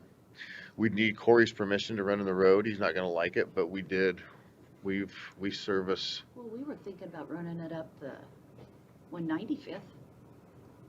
Or past the shop, past Michelle No. Holmes. It would be in the road right of way at 195th. I'm talking in the road. We would have to run in the gravel. We don't have enough right of way there to go in the road right away. You just, But we do right here, this line that comes through Hickory Ridge. Right here's Hickory Ridge. It comes down here. This main runs right up the middle of the road to Goody, and then comes over here, and comes up here and catches our tower. But it runs down the middle of the road there.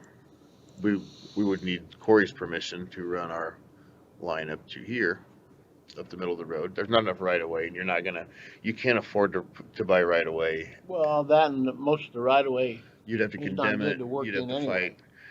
fight. If you didn't run it in the gravel, you'd have to buy extra right of way, and you're looking at a 2-year process to do that at least, because someone's going to say no. So how's that work at the 2 bridges? They just run underneath the bridge?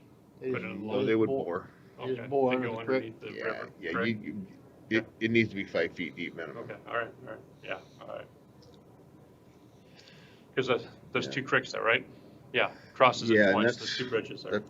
That's what I was looking at. This isn't Pony right here, though, is it? No, that's, Glover. Oh, yes. Right? Pony Creek That's part of the watershed. Is Pony Creek winds back and forth underneath there twice, this part of Pony here? yes. Okay. That's the one I was talking about. So yeah, I'd have to run through there There's a bridge further up right by and right in there. Mendenhall's. Yeah. Hmm. Illegal buildings, you know. Yeah, you'd have 2 bores there. Can be done. So you want me to slow down the cabin process more? No. Because right now no. we're looking at, they would be completed like maybe September-ish. Yeah. No, I don't want you I to mean, slow We put anything about a down, but 300-gallon you're tank gonna in each one, you're gonna you need a know, plan B, And that's running water from the shop. and that's running But water. that's 14 grand. So we'd much rather put 14 grand to running water from the road up to the cabins. I would like to see city water to it, and then even when power runs out, you still have water. You'll always have water there. You'll always have a supply. You'll never run out. That whole Pony Creek Basin is dry, and we're having more and more people come to GMU saying, "My well's dry. Run me city water." And our answer to them is usually pay for it. So you're saying if we put in a plan to do a 1-inch line, GMU will say, wait, we need a 8-inch line. History Or shows that they have. I'm only 20% of the vote, so, and I would probably have to abstain on that one. And that can go down the road too. Yes, sir. Oh, yeah. What they do is they run a trench down. It goes pretty quick. And But then yeah, the- there's a main And then the run. landowners pay to go from their house to the, Yes, sir. That's all an expense off of that. That might be a benefit. They would probably advocate a larger line because it'd be beneficial. Some of those landowners might option to hop on, you think? They would. Absolutely. They would. Which would help the water table even more, because just think of it as putting a straw in a cup, and if he's drinking out of it, it's going to go slowly. But if him and all of us stick straws in it, it's going to go quick. That's how it works. And you're trying to feed one shop off a well, and then you have a shop and a nature center that you're serving off of one well. Then you have a shop and a nature center and 2 or 3 cabins you're serving off of one well, and some campgrounds. Maybe a Iowa hydrant here or there. It's You need some down your trucks, and I got a pallet and a half of gallon jugs of water. Yeah. you might be needing I'm- it. I'm here to help you. dude. Yeah. It's something we need to look at. I mean, I can Oh, ask, I can get That costs. would be a good idea, Larry. Well, you can leave initially in the cabins, they have gallon jugs of water in there to use. I mean, I'm trying to move that stuff. And, I got a pallet of Budweiser water down there still. I've been trying to give away and I can't seem to get that. We'll take it. Yeah, I don't want someone renting our I'm gonna cabins drive to it have down there to and shower with a. Well, no, with- I don't want with- that to with happen a- ever. With a jug of water. No, that's not gonna It's a happen. good way to get rid of this pile, but Yeah. I don't want that to happen. Yeah. Well, it sounds to me like, there needs to be quick discussion and Mhm. start moving forward with that, because I'm in getting some prices, and then we can see where, submit it to Get moving on FRF, it. Yeah. and, Would really like, As a to project? So, throw some money to how- resurface that whole Deacon Road. How are we gonna as a pay for this? tourism thing. that's what flood recovery fund Yeah. is. Okay. Yeah, Funds. possibly. We're looking at possibly. I would go ahead and get started on it. So when I meet Mark this afternoon, he says, should we start to drill a well? Should I tell him no? I wouldn't drill a well. Okay. Polish. Put a sand point in. Yeah, yeah. Right. Scab it together, work off of what you can at a minimal cost and go from there. Down on the river bottom, sort of. But that might be cheaper than running from our old shop. Well, Off then, old well. whatever's cheapest, Well, that's the plan. yeah, As if we drill a well and hit water, it'll cost us $10,000 to $12,000. yes it will. If we run a line from the old shop, the price And is you may 14 drill grand. 3 wells out there that are dry and spend 12,000. I know. A hose That might happen. and then turn it You off. might have cabins in there that are fed that way. And you're not gonna rent them in the winter then. Yeah, put some GI shower signs up. All right. No, I would definitely plan on a water line somewhere. The funds need to be, yeah. I'll make a phone call to GMU and see what we can come up with, our engineers. I should have came in a month ago. Tell them not to be sleeping today, they could work, you know. Yeah, yeah.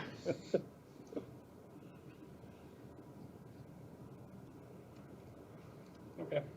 So he needs a motion to reserve this money, right? Just carry over? And then I'll work out the details with Carol. Okay, I'll make a motion that we, put this money in next year's account, right? I second it.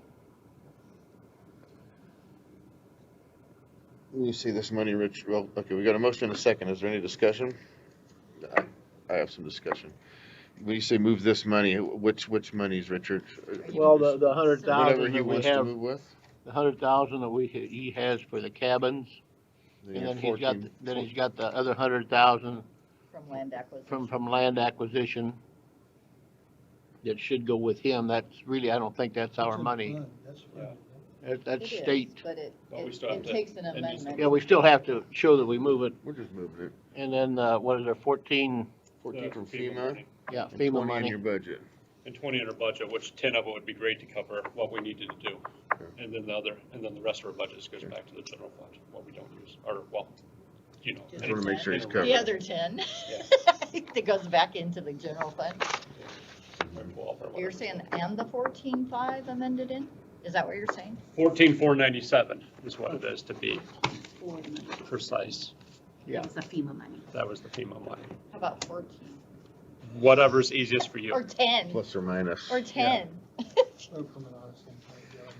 Well, Like I said, we could use that to pay for our hookup to the water line or whatever we need You're to. gonna spend that Yeah. drilling a well. We'll so. use it somewhere. Okay. Okay, Is there any other discussion? I'll tell Mark we don't have a decision as of right now with the well then, or the water. But didn't that make sense? Well, yeah, it makes I mean, perfect you I sense. mean, he's still gonna have to put in all the water and stuff to it, you know, Sorry, that's off the, how we hook up to That it. would be great. It'd be nice to turn the spigot on and have city water.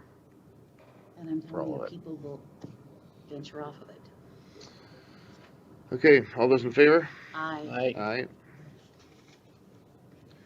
Well, and there are ways to assign tap fees, just like with Mr. Nakamoto, when he ran the line from Mhm. Delavan's to Ohana, each person that hooks up, he gets $5,000, because he spent $1 million running it.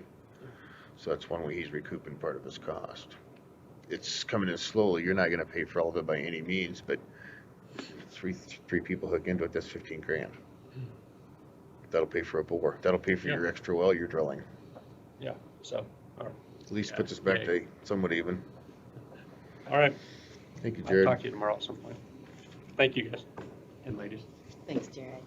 Do you wanna stick around to talk about the opening, reopening? I think maybe we should maybe bring that one as I the can. next You want item. me to? Do you want to? I mean, you We're might open. be interested in, I don't know. You wanna do it now? Are we bringing Yeah. everybody Yeah. together for that? or- Well, yeah. Oh. 'cause- no. Are we supposed to? Okay, yeah. You wanna talk? Sure. Okay. I I'll can. go down and. Hang on. Our phone's over here. Where'd my phone go? Maybe I missed something on the agenda. I'm gonna move back to the cheap seat stuff. I mean, that is a, Hello. long-term We're fix. gonna, yeah, but I mean, that's a project that we could use that money for. courthouse So we couldn't. thing right now, so I mean, you it's pop, an you can pop in infrastructure. and I'll go grab the other two kids Yeah. from down there. And we've talked about it before. It'd be a great asset. You wanna mute it? Well, it's just till we get organized here. All right, we're gonna take a short break. We'll be back here in a few minutes. Thank you.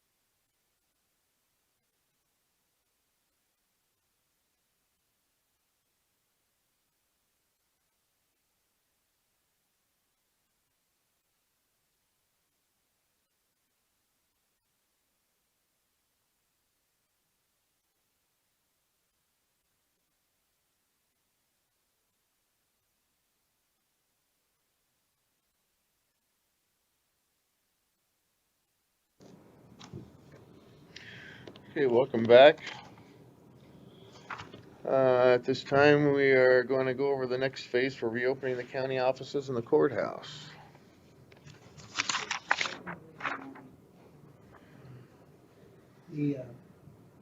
Well, as you know, since the board action on June 4th, taking effect June 8th, the county went into a modified reopening of services here in the county, and included by appointment only was the theme for most of the county services. And there was some modification by other boards to expand that a little bit, but mostly it was by appointment. And there was a protocol put in place about upon arrival, let the office know. And there was some a screening form that was developed with contact information for the public and everything. And we did provide sanitizer and things like that when they came in. We asked them to wear a mask when they came in, and also the employees in the county were agreed, we wear masks. My observation of and I'm gonna let some other department heads here talk a little bit about it. My observation is it's been going fairly well. I think the public feels that some of the public are still using the gray boxes, I think, or deposits, the opportunities we provided them. And I think some of the public are getting the appointments and getting in and getting services with no wait. And I think it has proven to be safe. But it's something I guess we need further discussion and see if you think we can go another step. We do know that the courts are looking to partially set up shop in the area of magistrate operations and hearings, and that could happen as early as the 7th of July, but the 13th, I thought was the target date. It depends if they're ready. I do know that the clerk of court has been working up in the courtroom, taping off areas for social distancing pretty aggressively in the last week or so. And what we would have to do is discuss accommodations. We know the courts are going to reestablish themselves, and it's going to happen. So how would we do that? Well, we could open the north entrance of the public comes in. The controlled doors are now locked for the most purposes to the elevator would become open. And so they would go up the elevator, but that stairwell we would secure because people could still get from downstairs or upstairs emergency out through the push bars, and so they would still have access. We would remain the doors locked coming into the main floor here. If we elected to continue the appointment only operation, the only place that I'd be concerned about is the stairwell that goes up, and which we have anyway. We normally put a rope up here in the main floor saying, hey, this is closed. What could we do to help law enforcement on days that they might be upstairs, if somebody's sneaking through? Well, we could take the auditors and borrow a petition and put across that stairwell to make a little more of a blockade in the main floor. So in case somebody was upstairs and tried to come down, there would be something there to physically tell them this is not where we want you to come, so they wouldn't be wandering around the courthouse. We've had a couple instances where people would come in for an appointment, and then they somehow, when they were done and they were supposed to be escorted out, they somehow, through distraction, I don't know what happened, they ended up in other parts of the courthouse. I think one of them came in here and talked to one of the supervisors, one showed up down to county attorney's office, and those are isolated, and that just meant we need to be better about controlling the people coming in, make sure we escort them back out very diplomatically and respectfully, and I think that has been done. Another county near us opened up here last week. The leadership said, we're going to open our courthouse up, but if the various department heads want to continue appointment only, that's their decision, we're going to let them do it. Well, to me, I haven't heard any more about that, but I think that could evolve into chaos to some degree, because you're telling the public you're opening the courthouse, but yet X, Y, Z department heads say, or any services in the county, or outlying services say, no, we want to still do appointments right now. And then you're going to have a bunch of people standing in line expecting to get service. They don't have an appointment. So you got to look at that if you're going to do that. And I just don't know how it's working out in this other county right now. But they don't have the demographic that we have, or the service area we have. So maybe it's lesser of an impact to them as it is to us. So that I want you to take into consideration for whatever you decide to do. But I think whatever you decide to do the best to do to accommodate that and accommodate the public, because that's the main goal here, is keep moving towards some level of normalcy within within reason, from a public health standpoint. Having knowledge of the county that Larry is talking about, I would suggest that you guys make sure that you have all of your departments online with, if you're gonna open up. All or make none. sure they're all, yeah. It was just kind of a fly by the seat of your pants decision that took a lot of people by surprise. Well, you stop in and get your car tag and they're not open, but the recorder is, or vice versa, And, I and mean, auditor or still whatever. being Open it or valid close it. reasons why they're not open. I mean, that's, Is Park County open, I don't, or is that appointments only? I think No, they're open now. they Pot are. County is, Well, yeah. But they only let 6 people in at a time. Yeah. You're They still- talking about the plates. They Yeah, still the manage auto. that. Yes, Yeah. they let 6 people in and then they said they had a line clear out around the courthouse, which I don't know how you would social distance that, but. Well, you don't worry about them outside. See, they Because don't, they're outside. Right. I'll tell you what, there's Scott County and 2 other counties on the eastern side of the state. They actually forbid any employees from traveling due to liability issues. well, they're in the epicenter of it. 2 of those counties, 2 or 3 of those counties have significant spikes in positive cases. And, you know, one time we were kind of discouraged from traveling anyway. There was early on speed of onset. So I would expect that to be the issue there. And what's interesting, they have community college over there that they're planning on opening by the end of August, which, yeah, has some concerns for me. But I'm thinking, oh, You you think they guys do are a it hot spot. online first? And Nope, then they're ease not. into Nope, they're people and they're just making I this. think everybody is tired, everybody's frustrated, everybody's been through a lot. And the problem is, until we find out what the new normacy is on this virus, comparing to influenza, it's kind of seasonal for the most part, although some people still get the flu, you know, summer, but it's still kind of a season that we get our inoculations from. They gotta determine what is the season. Is it 12 months out of the year? Is it seasonal similar to influenza? Is it spring to the fall? I mean, what is the new norm going to be? And I know there's a lot of, Julie, we discussed this yesterday, a lot of scientific evidence starting to surface out there that they're getting a better handle on understanding this virus better, on saying once we can get whatever control of it, you know, whenever that's going to be, how do we treat it if vaccine becomes available?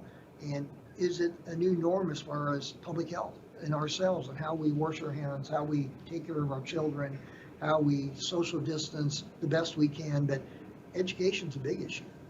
And I have the always schools said, are- I bet we won't have an outbreak of flu in the fall time and winter time like we've always had been, because we're so cautious of being there's a extra good clean chance and- it'd be less of an impact. I think. absolutely. I The bet it'll numbers be a may not as huge high. difference. Yeah. So I don't know. I guess to you all, you, the auditor, you 3 have within the courthouse, you have some of the 3 biggest service organizations getting business. So I know that Veterans Affairs Elizabeth has been working well down there. I think down at Roads, it's been working well in the building for those 2 to 3 departments down there.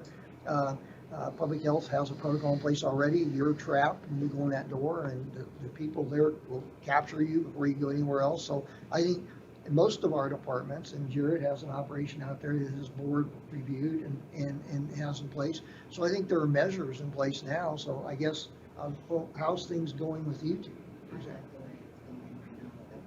Are you getting many complaints You know, and we're doing everything that that you we can? would normally do. They're just making an appointment. And we do have some people call to see if we can get them in right at that time. We do everything we can. They might have to wait a few minutes, but they would have had to wait at the counter anyway, because we were already helping them. But I really like the appointments. And I think it keeps people spread out. What about you? Driver's license has been very busy. Our days have been completely full. I mean, every half hour we have an appointment. We could probably drop it down to maybe 20 minutes, but the half hour gives her a chance to clean really well in between. People are being really good about showing up early. If they show up early and they call us, we get them right in as soon as we can. We've had a lot of complaints about the appointments, and I need my driver's license right now, which is pretty much how we live anymore. We've got to have instant And we were trying real hard to do essential services with the driver's license because a lot of people whose license expired January through April, they no longer have a valid driver's license on the end of this week. So we're trying to get those in. So we were saving a couple emergency appointments, and we did fill up the emergency appointments. So we're out to July 6th basically now for our driver's license. Personally, that has worked so well with that maybe a lot of treasurers have thought about maybe going to that permanently, because you don't have that long line clear down the steps that you have to turn people away at the end of the day saying, I'm sorry, you know, it's 3:30 and she closes at 4, you'll have to come back some other time, or we try real hard to. I think it's frustrating. Yes, it's frustrating What for about- everyone. What about on the gray boxes out there, and then this one out here, The gold one. the golden box out here, whatever that is, the chartreuse buzzer, big and gold. One little thing. You are still getting people putting taxes and registrations and Yes. stuff and things, and recorder and some of your stuff. Is that still, so people are still partaking in that? Oh, yeah. We are using that strictly for motor vehicle. You can't come in and register your vehicle. If you have that registration slip, you drop the check and that registration slip in the drop box, and we mail your tags to you. Or you do it online. Somebody texted me the other day and they said, why didn't somebody tell me about that eons ago? How easy that is. You just go online, costs 25 cents, cheaper than a stamp, and you have it. And you don't stand in here and wait in line. So people are coming around to that. They didn't realize that it was quite that What do you simple. do, mail the stickers to them after the fact? They get the stickers in the mail Uh-huh. a week or 2 or 3 So later? do you get any Nope, credit it's for any like of that? The next couple of days, we Pretty fast. we try to do it the day they bring it in. We try to do it that day, get it out in that evening's mail. The only thing is, if you put it in the mailbox out here, You got that after extra 3, day. it sets for a whole nother day. Or if you put it in that box, it goes to Omaha, then it comes back. So you're looking at a couple of days turnaround, as opposed if we get it to the post office, then they generally have it the next day. So, and a lot of people are real pleased with that. Do you So get how do any they- part of that then? Funded? Yeah, just like the normal. You did before. Yeah, Okay. and you pay the extra $1 on your registration, and that's for the postage to mail. So how do they go online? Is it under your treasures? They can go to iowatreasures.org, Oh, or Iowa. if they go to our website, it will take them to that website. Oh, And then okay. it's very, very simple. Of course, you still have some of Yeah, it's the. right on your bill. Huh? It's right on the bill. Yeah, it does. It tells you everything that Yeah. you need to know right there. You got your PIN number and everything for your safety. It's real slick. You What know, about- we do what have about- some customers that do not want to come inside the building, they want to use the drop-off box. They don't Yes. want any part of Yes. it. Yes, and they don't trust the people that are sitting there and willing to take it from them. Yes. What about the auditor's office? How's that? We're not super busy right at the moment. We did open our box back up because sometimes sketch flats apparently have been coming, but as far as, we haven't, it's our quietish time right now, sort of, but other than, real estate, but, it'll rev up here again real soon when we get started on the general. Okay. And then Jared out there, Is that we kind of put down that we're trying to limit people coming in the building to a carload at a time of the group that comes together. So if 2 or 3 cars come at once, we've kind of been stopping people at the door and said, hey, I need to wait till this other family leaves. And it doesn't happen that often, but some days it does. It just depends. And we did start having our day camps again. We started last week. We limited them to 10 kids because we have basically 2 naturalists right now, a summer naturalist and a regular naturalist. And they each take 5 kids and go do things. And they filled up immediately. They're still full. And people are just begging for us to keep having more of them. People want to get their kids away from them, it seems like. It's good. And like I said, if you It's such a have them- learning thing if for you have them. them in, like a leader and 5 kids, and they just stay together the whole time, that same group. And like it's been working out well. it's a good ratio, I think. Yeah. Because, not just because of And this, but because. we have our water fountains closed to the public, things like that, and we wipe down the bathroom doors more than what we Need some, typically water, do. bottled water. If you have some. I have a I'd little take bitty one. ones to give to the kids. I mean, like I said, when these kids come, we tell them to bring their own stuff, but sometimes people are out on the trail hiking and they bring their water bottle in to fill it up. It's like, sorry, we didn't want everybody pawing at You the might fountains wanna all at get once, with me, so. let's make them and get with me, and I'll load you up some of the smaller bottles, and you can take them out of the refrigerator, have them out there for the kids. We've got a refrigerator, so. Yeah. Great. And we did have two twins come the other day, and one brought water and one didn't. And the one twin wouldn't share with the other twin because of, well, there's that COVID thing. So she wouldn't share with her sister. It just, Imagine that. it That's kind of our made us sister. laugh. I mean, I can give you some of the large ones, but the little ones will get. Yeah, that'd be great. Absolutely, I Larry, agree. that's a great idea. It's like this, so, but like, it's been working well. I mean, it's been good. Just have some good ones. And then we did, with our campground, we did kind of close down every other site. It's a small enough campground. It doesn't really matter necessarily, but we just did it. And we're never really full besides for a couple of holidays, so I didn't feel bad about it at all. But I don't know, it's been working well. Nobody seems to complain when they have to wait outside for an extra 10 minutes to come in the building. That's getting to be norm anymore. It kind of seems like it. And he said, we don't have the door locked or anything. We just have signs up and they read down it. And, you know, if there's a car there and you pull up, and we just go and meet them outside. And we don't converse with the people maybe as much as we used to. We don't get, you know, lead them around the nature center, talk to them and things. We're kind of like, hey, if you have questions, holler at us. And, you know, we don't try to get right in people's faces and talk to them for an hour about things. So, but it's working well. It's working and people are out and about, so. But early this spring, parks are crazy. There was. From a legal perspective, as far as the courts clerk and your office, Courts plan to open up July 13th, I think, is their first in person. they're not doing trials. jury No, trials. jury trial's not until Well- September 14th, would be the first possible day.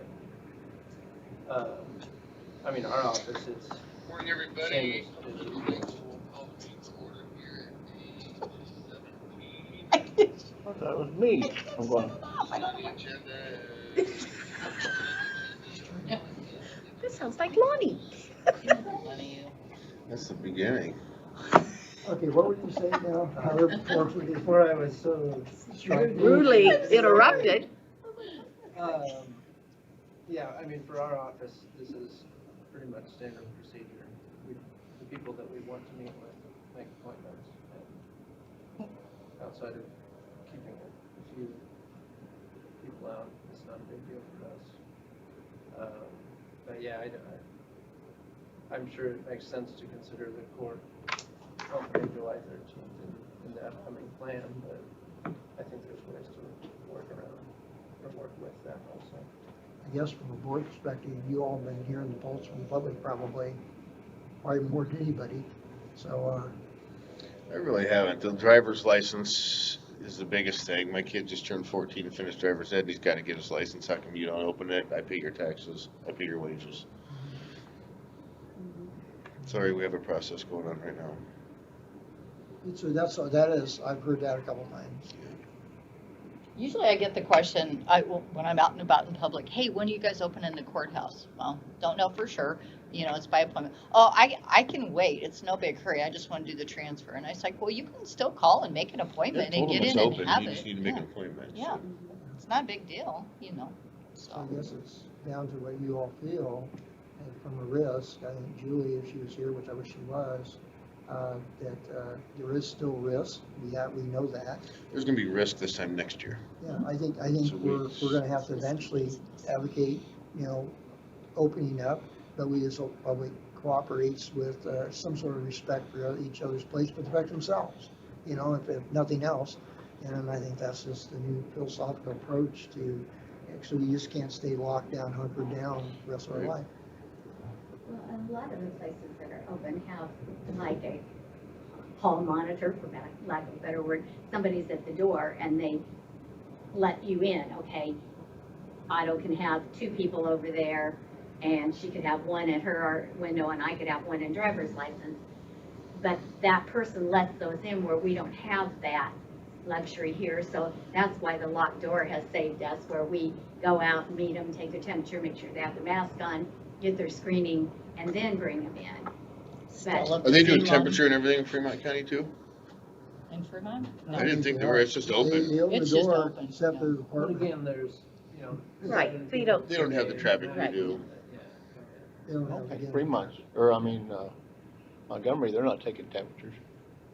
I've heard they're Page- open too. Yeah. Page is continuing their somewhat modified lockdown. I mean, that's weird going down there because they make you go in, you gotta wash your hands in front of somebody. It's like you're doing your own Where's this analysis. at? Page County, they were doing that. You go in there, they take you in there, you gotta wash your hands in front of Oh. somebody, and then there was no enough soap to do it. And they said, okay, what am I supposed to do? Just wash your hands. I gotta watch you wash your hands. So, Well, that's kind that of was degrading, isn't that? Treat that them was like a going on down ten-year-old. there. Stella busy, maybe we could use her as our home monitor.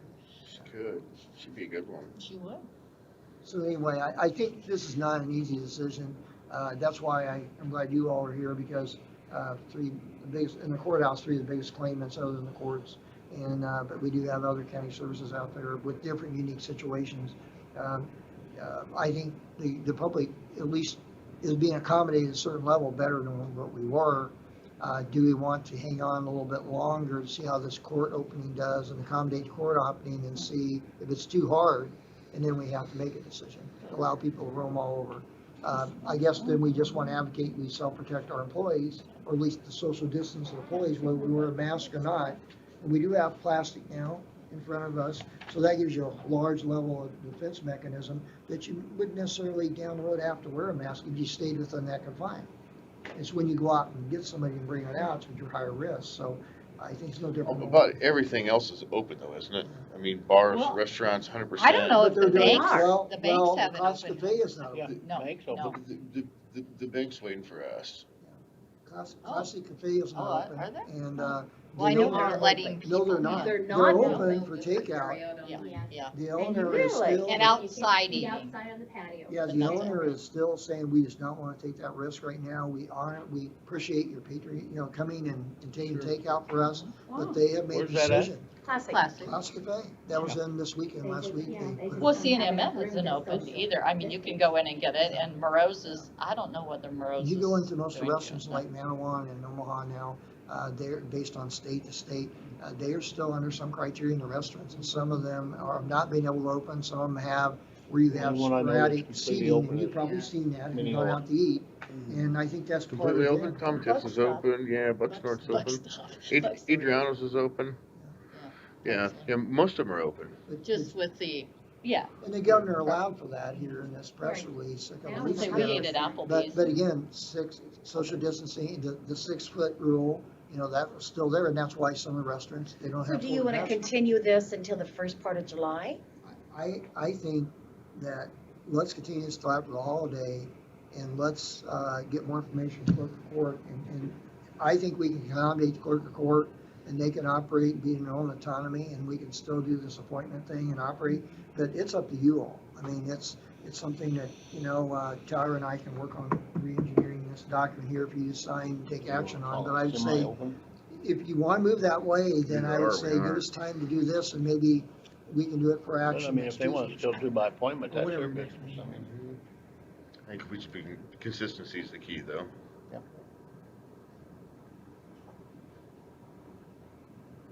Well, my office would like to thank Larry for getting us all set up with the thermometers and the masks and the hand sanitizer and those things. It was. Finally get some thermometers in?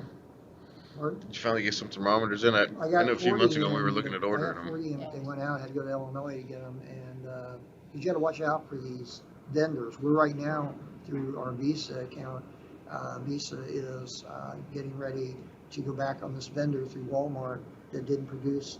We ordered 12 or 10 or 12 from them, a couple of months ago. They didn't produce.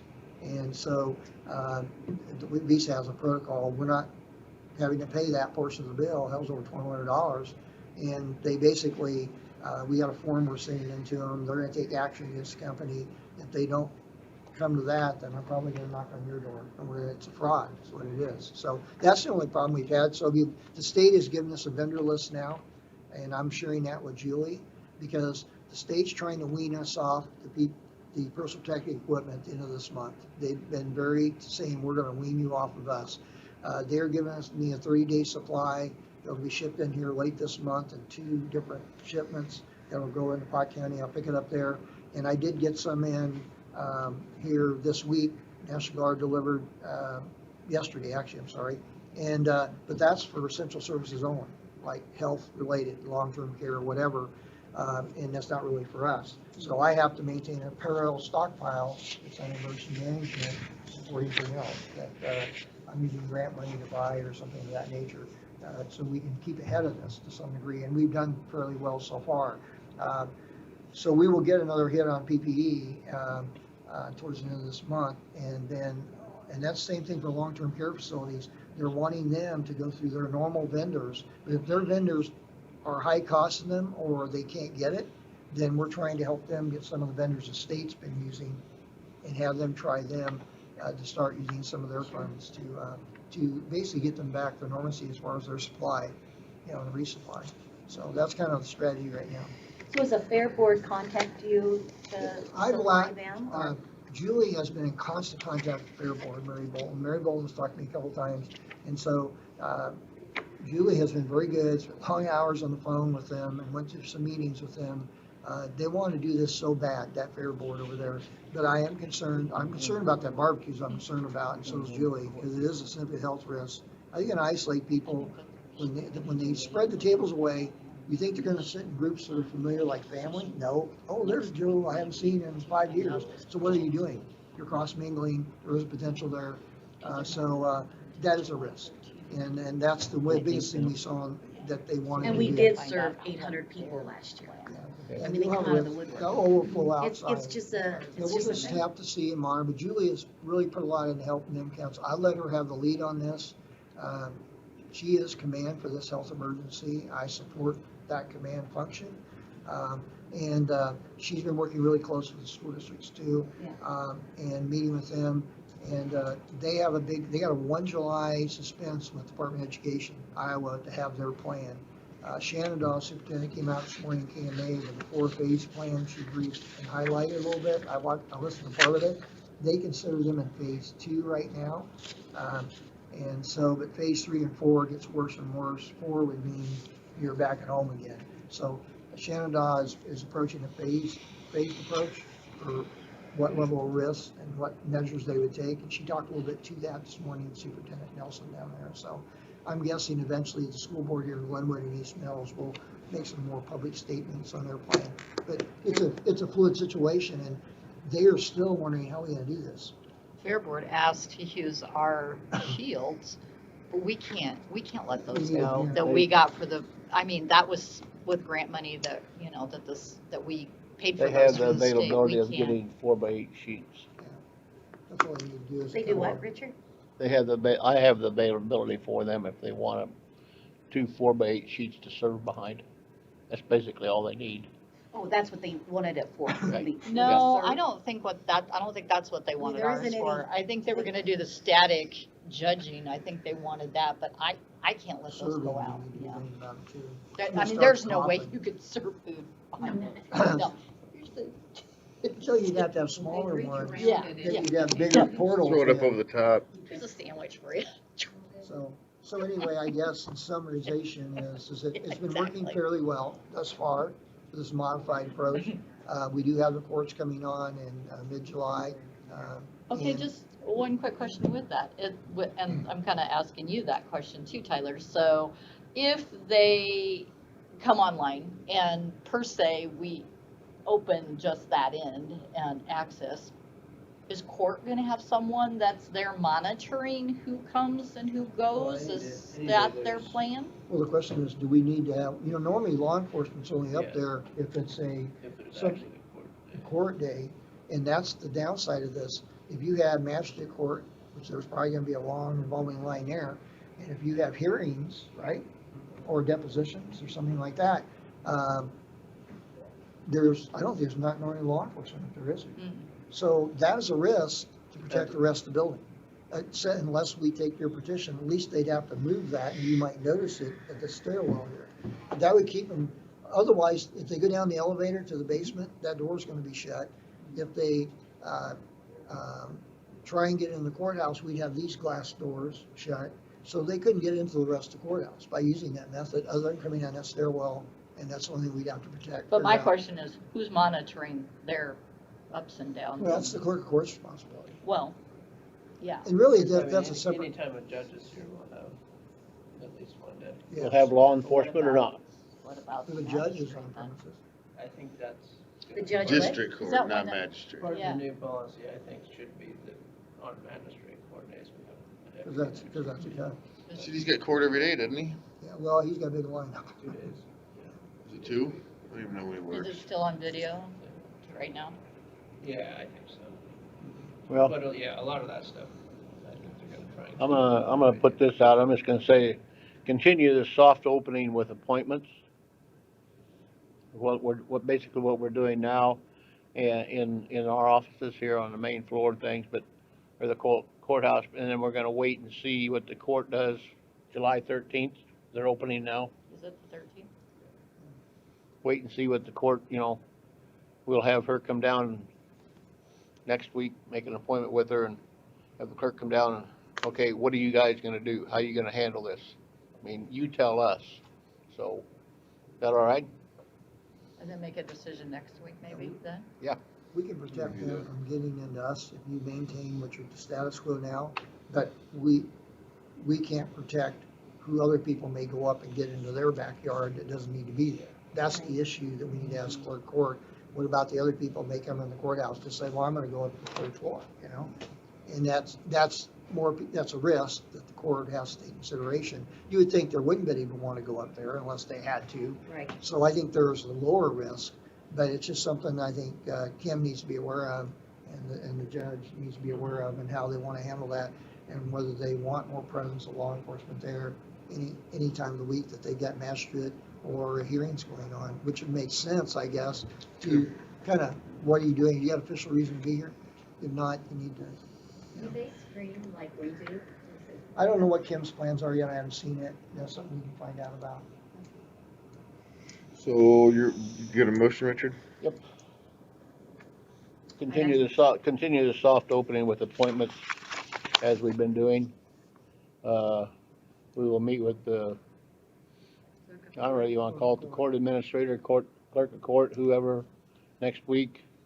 And they can tell us what they're looking at. And then we will open probably on the 13th, but it could be by appointment. I mean, if you people are willing to do that, that's up to you guys. I mean, you're willing to go out and meet the people and the public seems to be fine with it. I mean, there's many things that's gonna change in this world over the next few months and. You could, Because they're not standing in one way, sure. you could revisit, 13th's a Monday, so you could revisit this on Tuesday, the 14th, in your board meeting, and revisit it and take action at that time if you want to take action based on how clerk of court would be open. That'd be the first day. And there is a chance, or no chance, I heard, that they could try the 7th.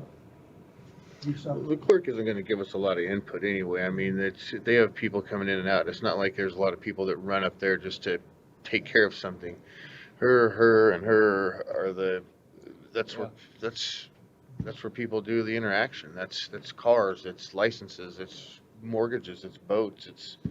I don't know, does the assessor get much traffic, Carol? The assessor? Oh, nah, not a lot. Okay. No. Only during No. like Board of Adjustment stuff Yeah. and that area of time. Most people don't. But another week's not gonna hurt till we make a different Okay. decision, if we make a different decision, but. Right, I second it. We got a motion and a second to continue the soft opening with appointments. And visit with the clerk and whoever else next week. Yep. We can start feeling some other people out. We can, we can see how it's going with Fremont, Pike, Montgomery, whoever. Is there any other discussion? Hearing none, all those in favor? Aye. All right. Aye. We Thank you very much. might have to press release out on that. What's that, buddy? We might put a press release out on that. just Yeah, so the board yeah, knows today. yeah. And Oh, the they public will definitely reviewed need to be the department notified. head input Yeah. and opted to maintain the standard procedures we're running right now and then review it after the holidays. Jared, you just kind of rolling with the punches out there. We're just kind of going with, kind of trying to use the governor's recommendations, a little bit of what we can do. Good way to look at it. All right, well, thank you, guys. Sounds good. If we have any complaints, we'll just send them down to Jill. That's where I send mine. Is that okay? Thank you. I Yeah. appreciate that. Right. Jill, you wanna leave your home phone number before you leave? Sal? I do have to tell you, one of my favorites is we've got the plexiglass where the motor vehicles is. And they come up to it, and it's all been men. I want to register my car. I just leaned around it. Well, they just want to make sure you can hear them. So Yeah. it's like, okay. So I dropped it down a little She bit. went, what? What? Yeah, we get a lot of that What? too. What? You mean it's not adjustable? You can't pull it up for the tall guy and down for the I short brought guy? a shade. I brought the chains down as far as they go. I'm gonna have to have Gary add a couple more inches on it. But- And she gets the back end of it, so she's really laughing at me and my husband. Yeah. Well, I'm just glad people have a sense of humor yet. I really am. Well, I don't Yeah, think it's too. really a humor. I think they're You just have to. confused and don't know I how don't to. realize you can hear 'em. Yeah, I Yeah, guess. but I'll tell you what, with some of the stuff you hear on the news, you don't know what You gotta people are stop gonna watching do. the I news. mean, You gotta stop watching the news. That's Yeah. the key right there. Yeah. Luann, you wanna stick around for a second? I was gonna say, I Yeah. asked her if she wanted to just do her, I mean, we're just all over the place He's today, next. and then We you're next. jumped past him. Luann, you wanna, yeah, No, you can he's move to, next. well, he's waiting. Part-time That's victims not you though, is it? assistance. Are you So, bringing that I up? guess, yeah. But paper, well, Luann wants what? You do it next week? no, cause she's starting on Monday. This is Yeah. not my department. Right, I know. Was someone coming up for that today? It's on the agenda. It's me and Lisa, but I doubt Lisa's coming up there. You're it. Cause Nick's the one that put it on. So our next item on the agenda is the part-time hire for the victim witness coordinator, and Taylor Lunger is here. Can't even spell his name right. So we extended an offer to Sarah McGinnis. She was, used to work with our office as a victim witness, victim advocate, and just has tremendous qualifications for the job. I will get you guys the hire letter. I know that Nate has it drafted. But- And I think she's passed everything. Yeah, she already. passed, she already went to her physical on, I think, last Monday. That's all done and. And she'll start when? Tentatively the 29th, yeah. What do you think, guys? I make a motion for them to approve the part-time victim witness coordinator. Second. We've got a motion and a second to approve a part-time victim witness coordinator. Is there any other discussion? Hearing none, all those in favor? All right. Aye.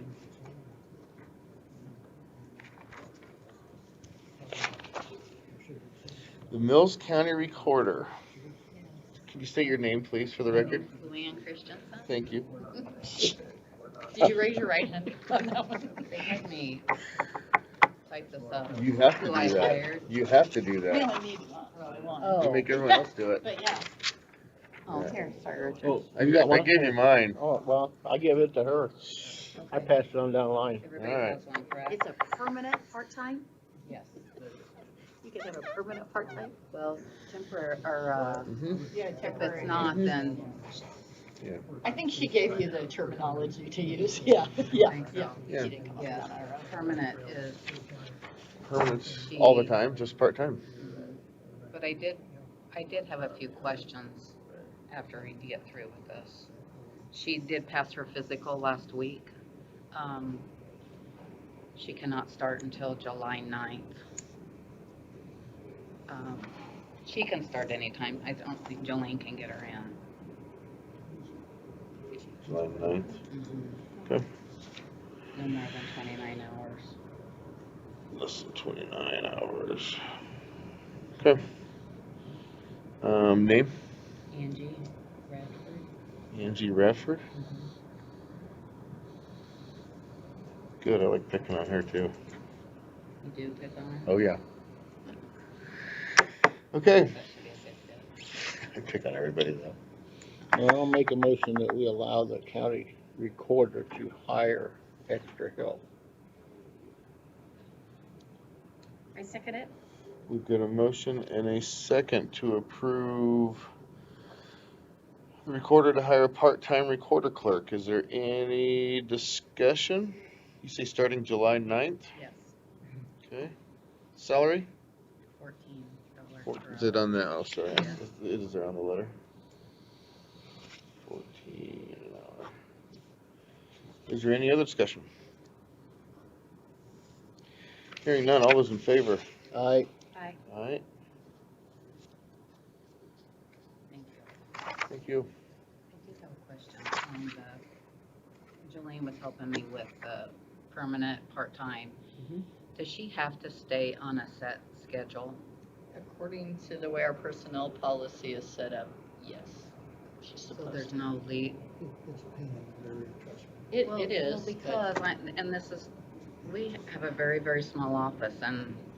Well, what happens is when you exceed that 29 hours in 1 week, so say you did it, and you only had 15 hours in this week, say, and then next week you had the balance plus, then once you exceed that, you're required to give Right. them Full-time. insurance. Yeah. But, I understand that, but on the staying under the- 29, does she have to be Monday, Tuesday, Wednesday, or can she do Monday, Tuesday, Wednesday 1 week, Tuesday, Thursday, Tuesday, Thursday, Friday the next week? I don't think it matters. As long long as as you're the under schedule 29. is Every week is set. under 29 hours. There you go.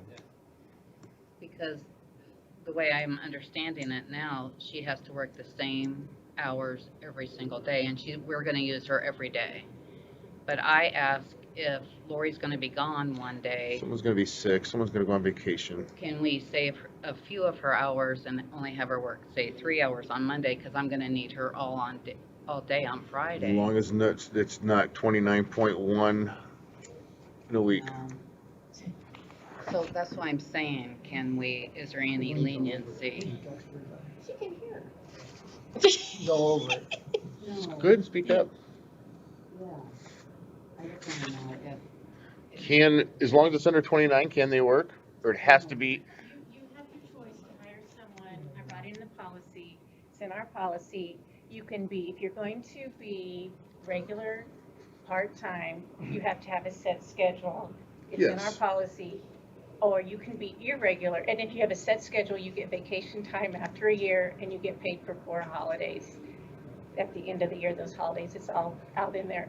If you choose to do an irregular schedule, you're not permanent part-time, you don't get the vacation and the holidays. She wouldn't get the vacation. Well, she would if It she's depends a how you hire regular her. schedule. If she's, And Jolene explained all that to me. I'm just asking if there's, what the guidelines are, how does that help me?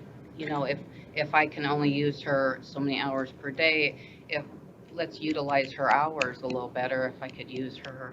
And if I can, I totally understand. You can. Again, I went through that in my previous. Okay. is there Yeah, another but way to it really has classify a- her instead To of be permanent part-time? Could you just call her part-time? I mean, is there any leeway to this, or is it just, no, it's not gonna happen? Yes, you can hire her irregular, you can, Tyler, do you want to see the policy to verify it? But you can, if you want This to is a be, Galloway, and we pay somebody. to yeah, do this this. is my Right. Kelly, if you just have to follow the policy, so. We can't even get a Her cheap choice how she answer out wants of to you? hire her. If you want to hire as a regular part-time person, you have to have a set schedule, 24 hours, maximum of 29.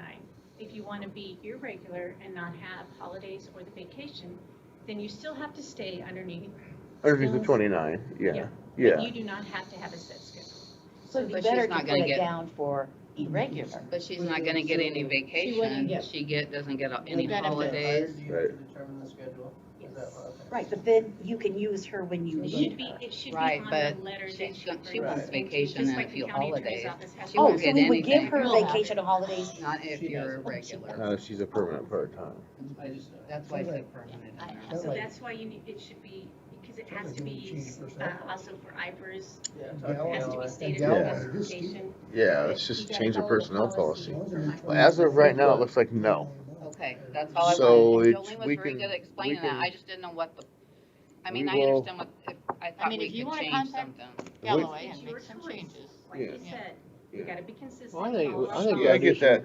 And if we have to change the personnel policy, then we'll It's do not- that. It's not a I rock think and we the should. vote, it's the This is policy. a little So bit it's- ridiculous. It's Yeah. the department head's choice whether to be. I can see why they did it, but or Yeah, no, I get that, permanent I get that, but if our policy says that and we don't work with people, then we'll change it and work with people. So we'll hold gallery and we can just change our personnel policy. Can't we? Don't we write that? Yeah. You Yeah, have to be by law. consistent. Yes, we like do. you have done for your other, Yes, we part-time. do. That's why you have your choice to be irregular or. No, follow I get that, but yeah, but these, if we change the policy, these policies then everybody evolve. would be It's- changed. It's a zoning We're gonna ordinance, have to it's, allow every other part-time Yeah. person to make Yeah. that change. yeah, Well, yeah, I mean, yeah. Why wouldn't they want to? Right. We're gonna give you some more freedom and still work with you, as long as you work for us. Yeah. But right now, your answer is no. Okay. That's all I needed. Thank you. as long as you're happy, Luann, Yeah. that's all, you know. Well, I guess my point is, it's kind of wasteful, I think, if we can't use her when we really truly need her. Well, We only have 2.5 people, that's and part of it. mhm. We're always evolving. We had to put that policy in place back, I mean, we didn't even Right have when anything the until public health. volunteer stuff came out. Yeah. Yeah, that, And they it was the they public- rewrote yeah, they're the everything one that for drove it. some time. Yeah. And I'll be totally honest with you, if you're a part-time person, that was your choice to be a part-time person. So why are you earning vacation time and things like that? Because you Exactly. work I think that's part-time. why- I didn't realize you That's could. why it's structured that way, is because if you're going to be. I mean, you know, part-time that's employee, that's the Well, whole yeah, point but of if being you, part-time. but if you're a regular part-time employee, Some still working the benefits. 20 hours a week, you get the vacation time after you've Right. been here a year. Yeah, But if so you're how are you helping? irregular or different, then, And you don't. But- and you still work 29 hours Right, a week, right. But then you don't get it. So But- that doesn't but- make sense. it but didn't if make a you lot of need sense that to me for- either. I mean, Because the supervisor My manages whole that. point with that, even with public health, is, okay, if you're giving them vacation, so you're not able to use them because they have vacation going, so what have you gained as a department? What you're doing anyway when you do the, Well, they're not gonna get I'm- they're not gonna get 8 weeks vacation at a part-time employee. No, but they rate. still get, Yeah. holiday pay and stuff, and But they that's do, why but- you work. but they do if they're structured. I'm old Sure. school, sorry, Yeah. I'm just old school I part-time. think the department head should be able Yeah. to manage that, as long as they don't exceed the rule, that's the department head culpability. Yeah. Then Well, the everything rules are else- rules, and we have to play by them. But That's you But you it's could things do part like of that, it. but you could do that anyway by We don't accident. make those rules up for now. Yeah. Okay. We do though. That's why I thought right away, Permanent permanent That's why I part-time. said, well, that's what she told me Permanent to put, part-time. permanent. There's a difference because- between permanent and full-time. She's not full-time, part-time. It's Right, permanent. or- She's here. Or what did Irre- Julie say? irregular. Irregular. Makes complete sense. Overall, Okay. All right, All right. Thank you. thank you. Paul Hathaway wants another 3-year term. Is he going to do it again, Richard? Yep. Okay. I make a motion to reappoint Paul Hathaway for a 3-year term, VA Board of Commissioners. We've got a sorry. Second. We've got a motion and a second to approve Paul Hathaway to a 3-year term to the VA board. Is there any discussion? Hearing none, all those in favor? Aye. All right. If he makes them, he'll make 50, and make him 51 years, something like that, I Boy. think. Abstract office. Okay, that's it. So, the question is, I have not heard back from the abstract. I made quite a few changes to the contract, just based off of some questions that her and her legal counsel had. I want to read that. And then, I gotta sign it first. based I'll make you a on copy. How about that? Because I gotta fax it to just standard things that I put in contracts, Sure. indemnification, stuff like that. I have not heard back from the selected contractor as to whether they approve of the contract or not, so I don't know that there's a reason for you guys to approve it yet until we hear that that's gonna be the final draft. As Table long till as it next doesn't. week. Go ahead, Well, Lon. I don't know we're if gonna fast train. we can entertain, because the work is supposed to begin by Friday, I believe. Oh. Is how they had it set. So either, if you want to table it till next week, I've got to push that date out, which is fine.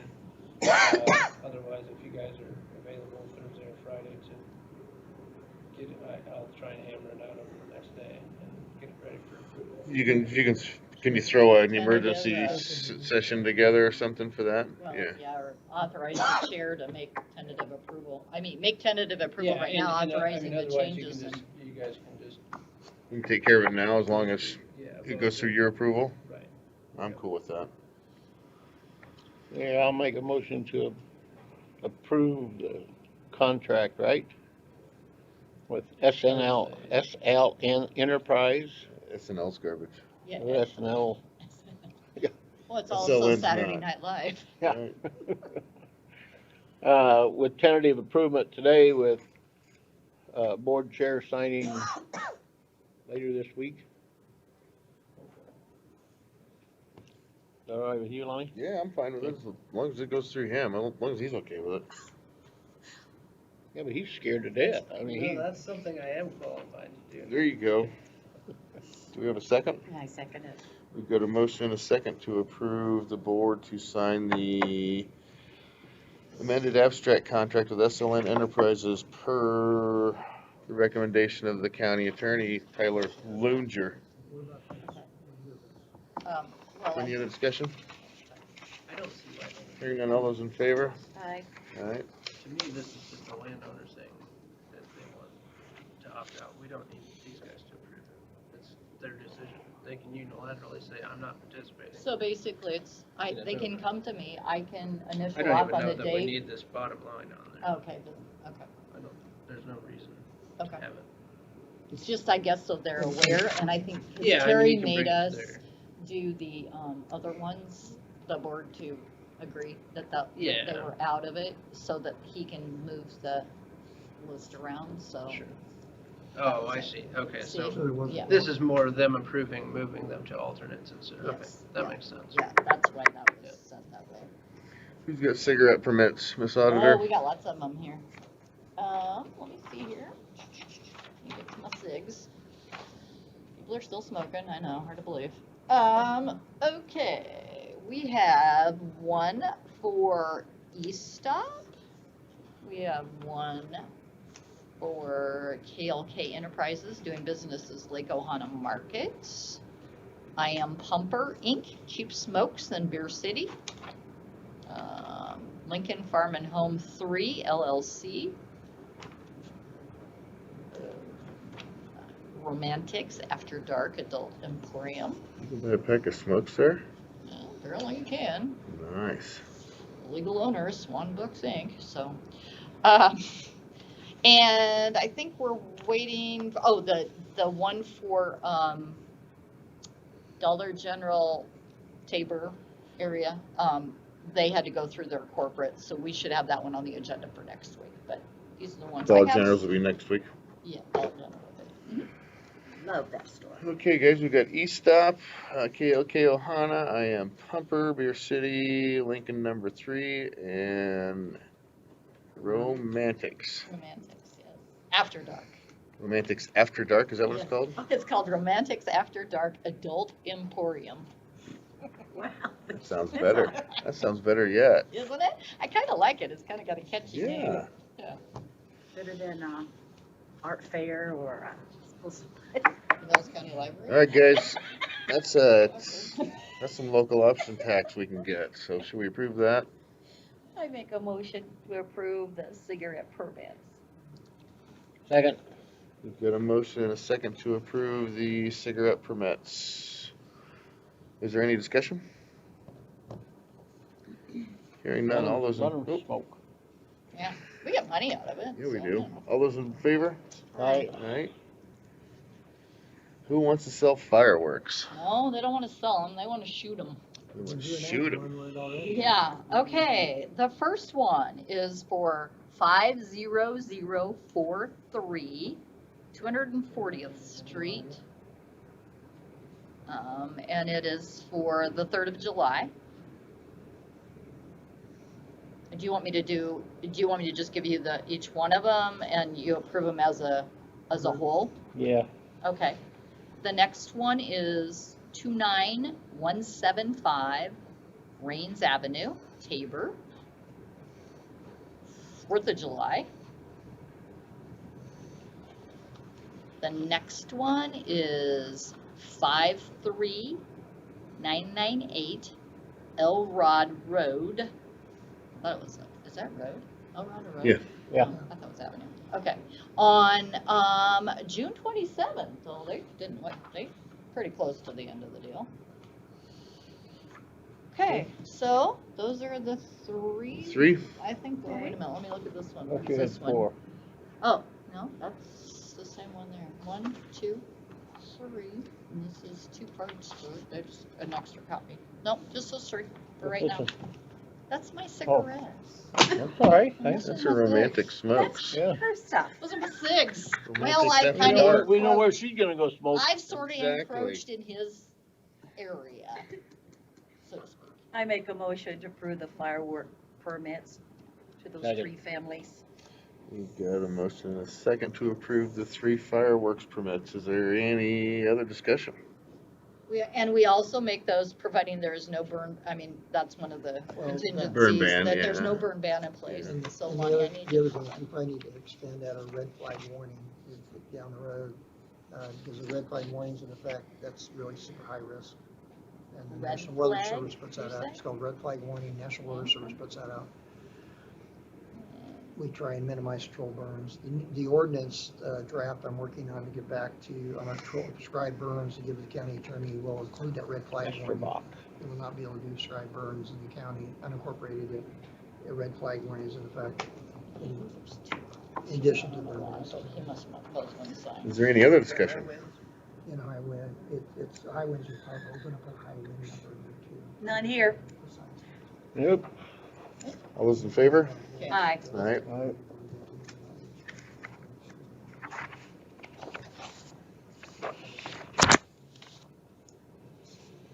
So I wanna take that, take it as, Get them to buy into it.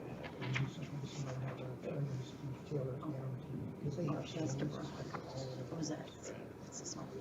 and that's why they have. Cheryl Morris. Oh, Cheryl Morris. Anything else you guys need from me? Well, you want, if we get this back to Carol, what are we doing with this? Carol, yeah. Yeah, that could be interesting. She needs to send that to Alexis, right? Another one? Doesn't this go to Yeah. Alexis? Yeah, sure. She needs Are you gonna be around for a while, Tyler? Yeah, most of the day, yeah. I need to talk. Board of Health is getting a new agreement with GRC. Is it all right if their attorney looks at it? Matt Woods, I mean, he said he would, so. Any work that Matt wants to do for me is great. I didn't offer you up, I just sat there quietly and said that. Nope, that works for me. Thank you, Larry. Thank you, Larry.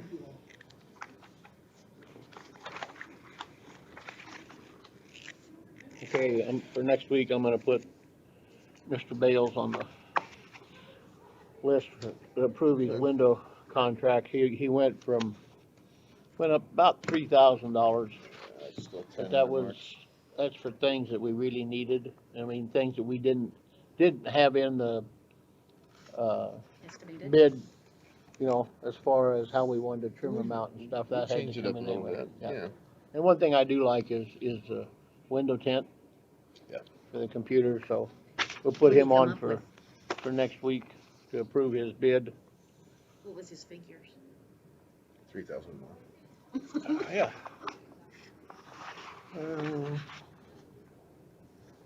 Where do you stick it at? Well, and one thing I like about Tony, I think he would stand 100% behind if there was any problems, if there's. Yeah, I think any of them would have done that. It's just, he's. 27,970 and 50 cents. Much cheaper. But I'll be honest with you, when I was looking at this, or first started, 18 months ago, I thought we'd spend $50,000 to $70,000 putting windows Really? in. Why, yeah, as big as they are, Yeah. yeah. And I'll tell you one thing they're gonna like is, being there's no petitions or anything, how much bigger the room will look because It's not cut out. it's all one. Sure. Yeah, you like a big picture window. We'll have some preliminary numbers on the, proposed fiber Okay.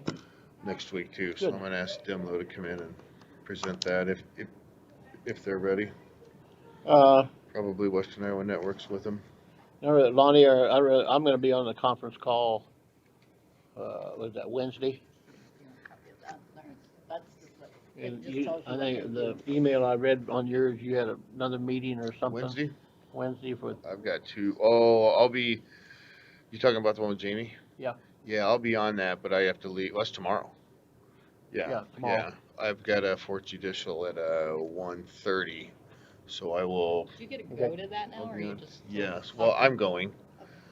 We've got his director review that we did here last week, and Is that the dude that I had to send the thing to?